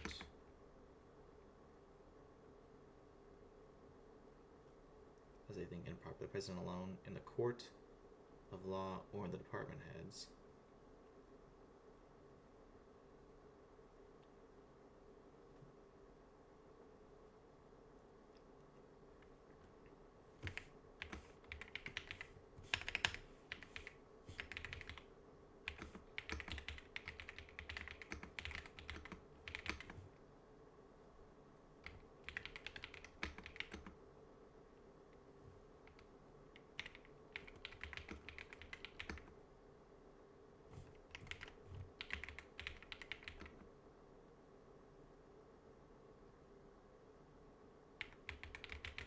So what exactly is an inferior officer? I'll have to figure that out too. So this gives the president the power to negotiate treaties with the advice and consent of the Senate. It also gives the president the ability to nominate officials like ambassadors, public ministers, Supreme Court justices, and other officers with the consent of the Senate.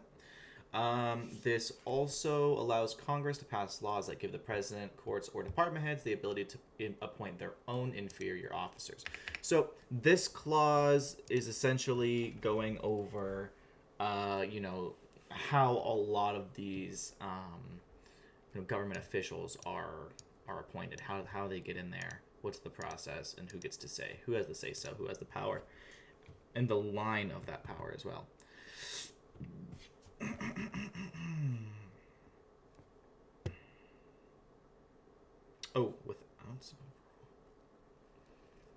The president shall have the power to fill up all vacancies that may happen during the recess of the Senate by granted commissions, which shall expire at the end of their next session.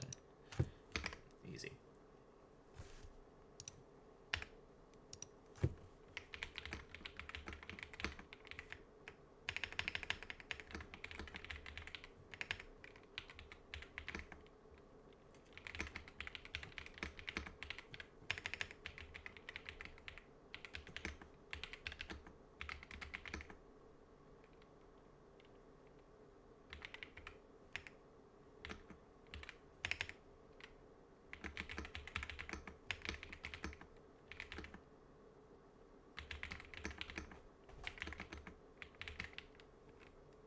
Break.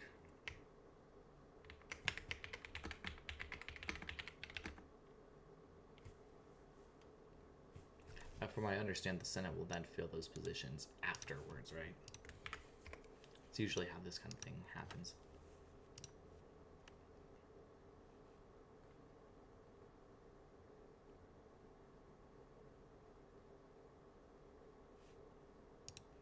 Well, expire. Or the Senate will not expire. The Senate will make their own appointments upon the next time they meet. I guess upon next session. Their next session.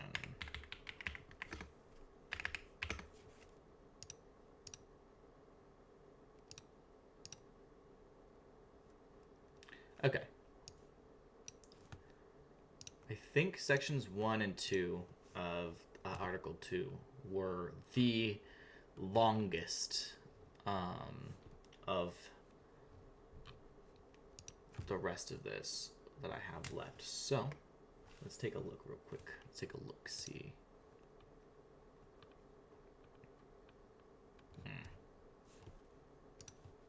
Yep, all right, section 3.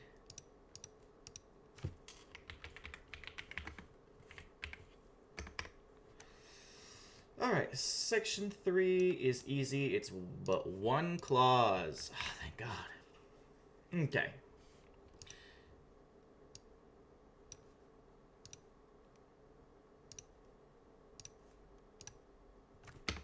He shall from time to time give to the Congress information of the state of the Union and recommend to their consideration such measures as he shall judge necessary and expedient.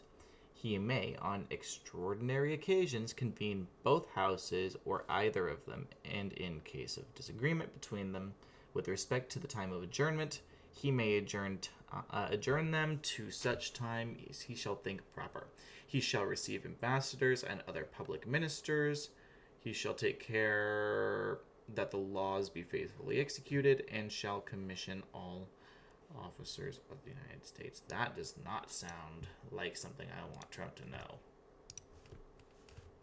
but he can do. Sounds like overreaching, but I'm sure there will be things to dampen that power moving forward. So, what does this mean? It means that the president must report to Congress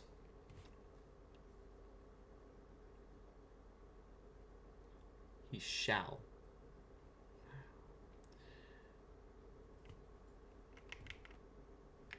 in the state of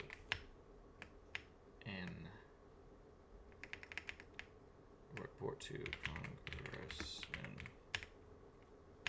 about the state of the Union.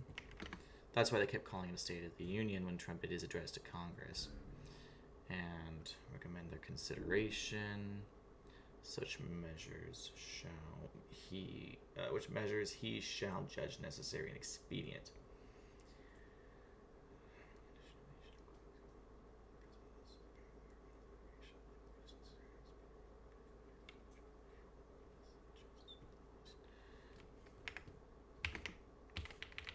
During this time, the president may propose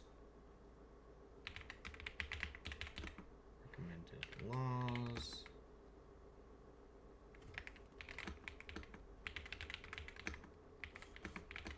may be helpful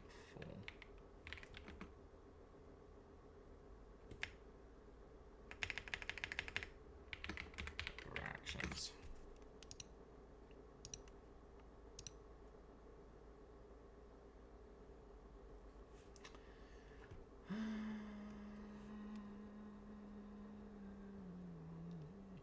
He may, or on extraordinary occasions, convene both houses or either of them. So, also has the power to call, to convene or call upon Congress. Upon Congress.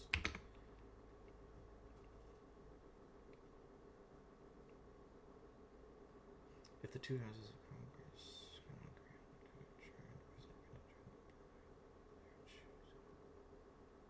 aware and extraordinary power indeed. Typically in these exceptional circumstances. I just don't. May also, in the case of a disagreement,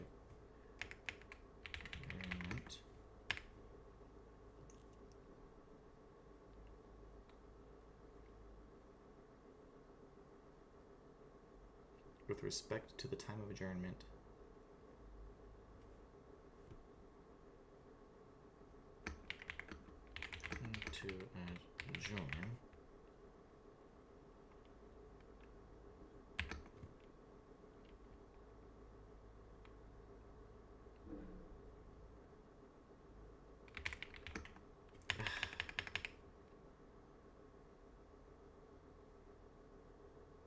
The president may also, in the case of a disagreement on when to adjourn between the houses, decide when they will adjourn and when they wait. Yeah, decide when they will adjourn. So he could just stop it if they can't figure out if they want to stop or not. Okay, we'll adjourn. Adjourn to them at such a time as he shall think proper. He shall receive ambassadors and other public ministers, so he shall take the commission. Is the official representative of the United States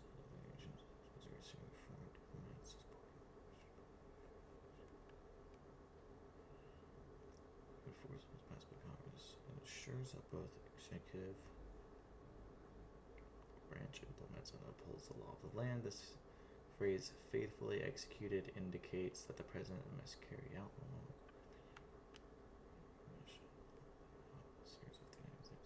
Authorized to appoint and commission officers for federal positions, including military officers. It's a broader role in leading the executive branch. So,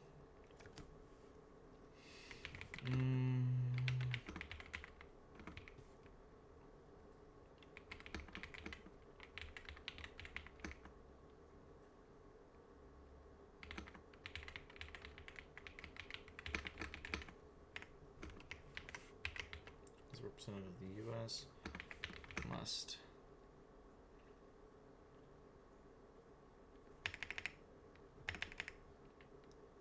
will greet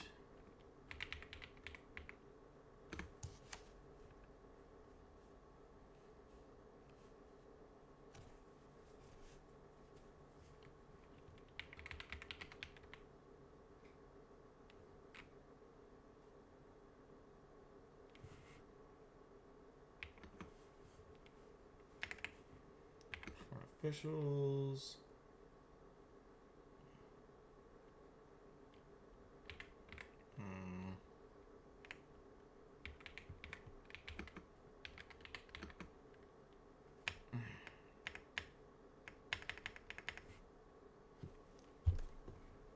Take care that the laws be faithfully executed and shall commission all the officers of the United States.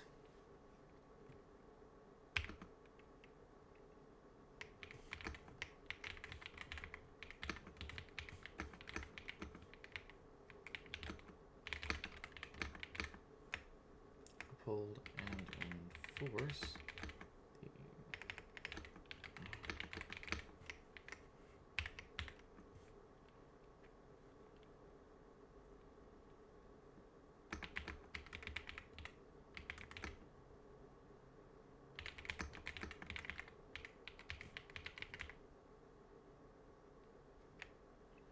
the laws of the U.S.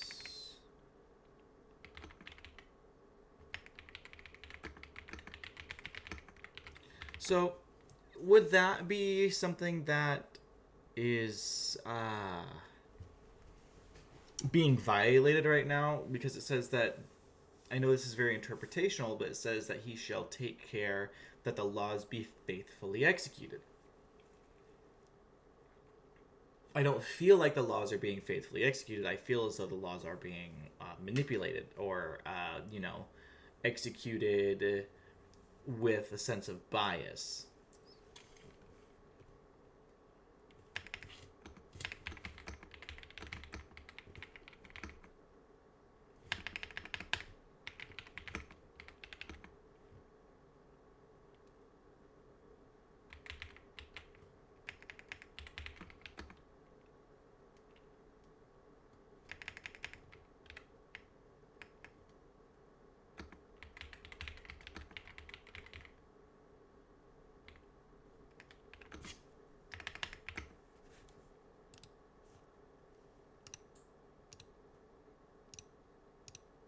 Okay.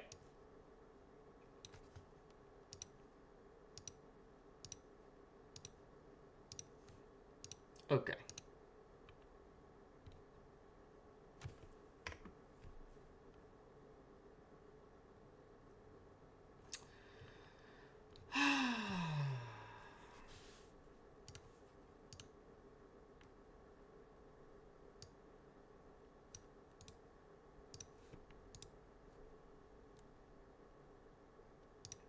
Section 4.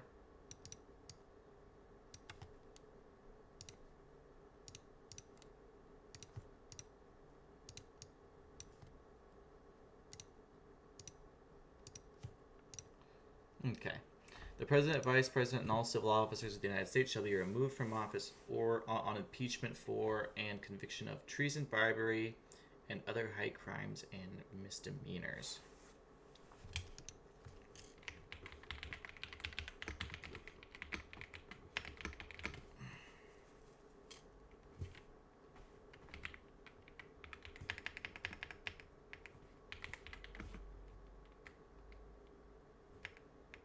That's pretty self-explanatory.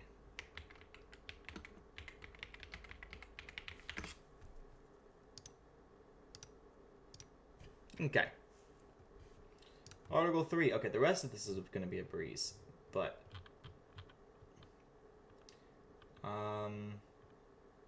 okay.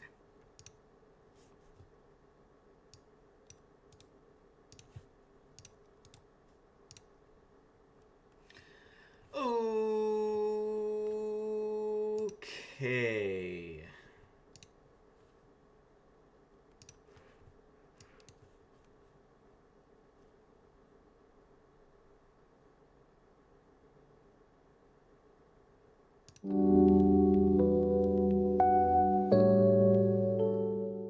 Hi there, everybody. I hope you're hanging in there. My name is Rudy, and today we'll be discussing the extensive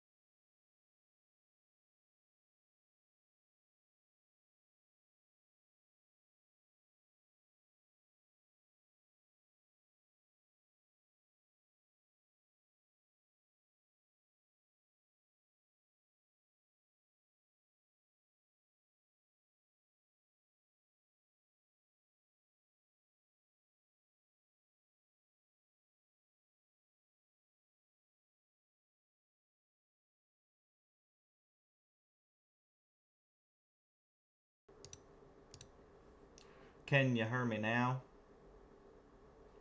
Should be able to, at least. So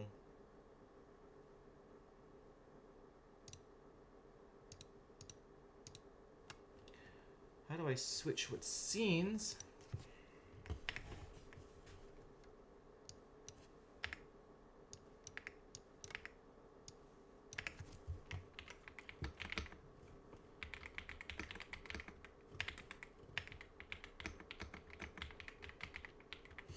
Yeah, streaming on an OBS because I have a set of scenes. Click on the desired scene in the scenes panel or assign hotkeys to each scene in the settings menu. Here is a more detailed breakdown. Yeah, no shit.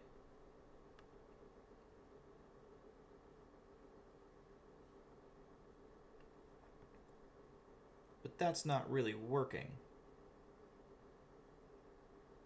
Okay. Settings. Oh, it might be my hotkeys.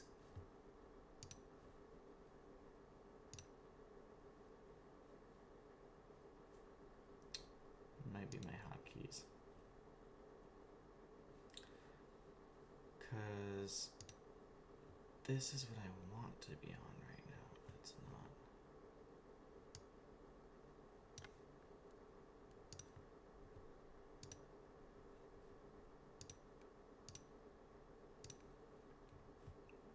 How do I reset them all? Just reset all hotkeys.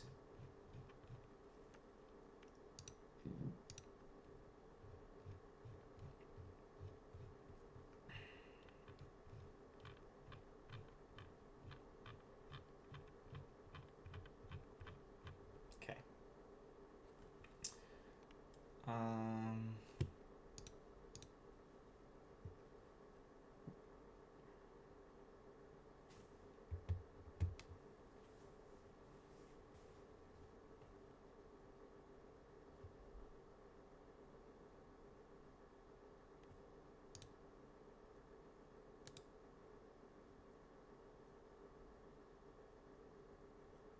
Oh yeah, yeah. Have a good day, Short Stack. It was good to see you. I'm working on something different right now, or I'm trying to figure out is there something wrong with my OBS, so I'm just kind of fixing that.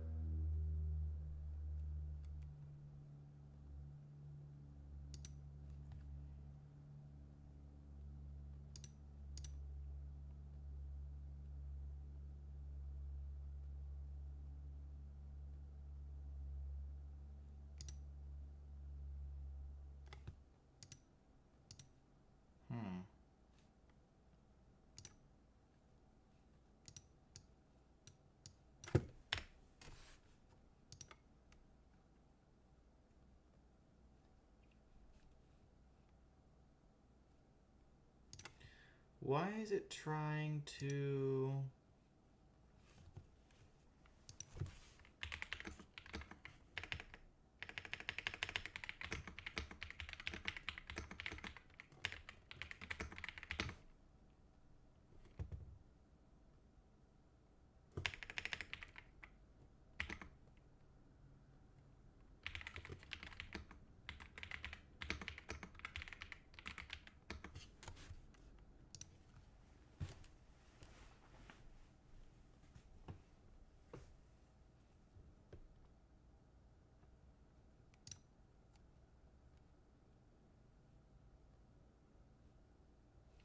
Okay, so I think what I need to do is add vertical scenes to my docs, and then add vertical sources to my docs, and then do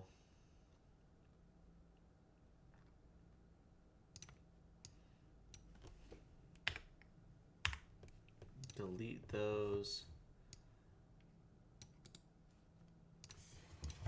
add them here. Oops. Whoa, let's... Oh shit, I fucked up.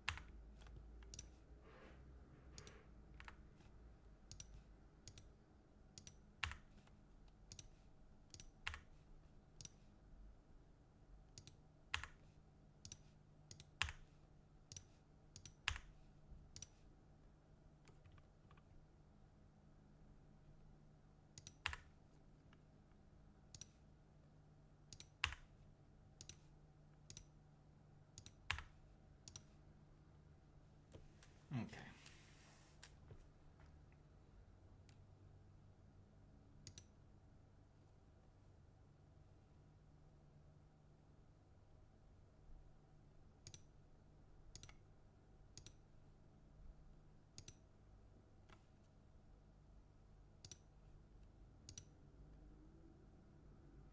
No, no, no, no, no, no. I don't need that, actually.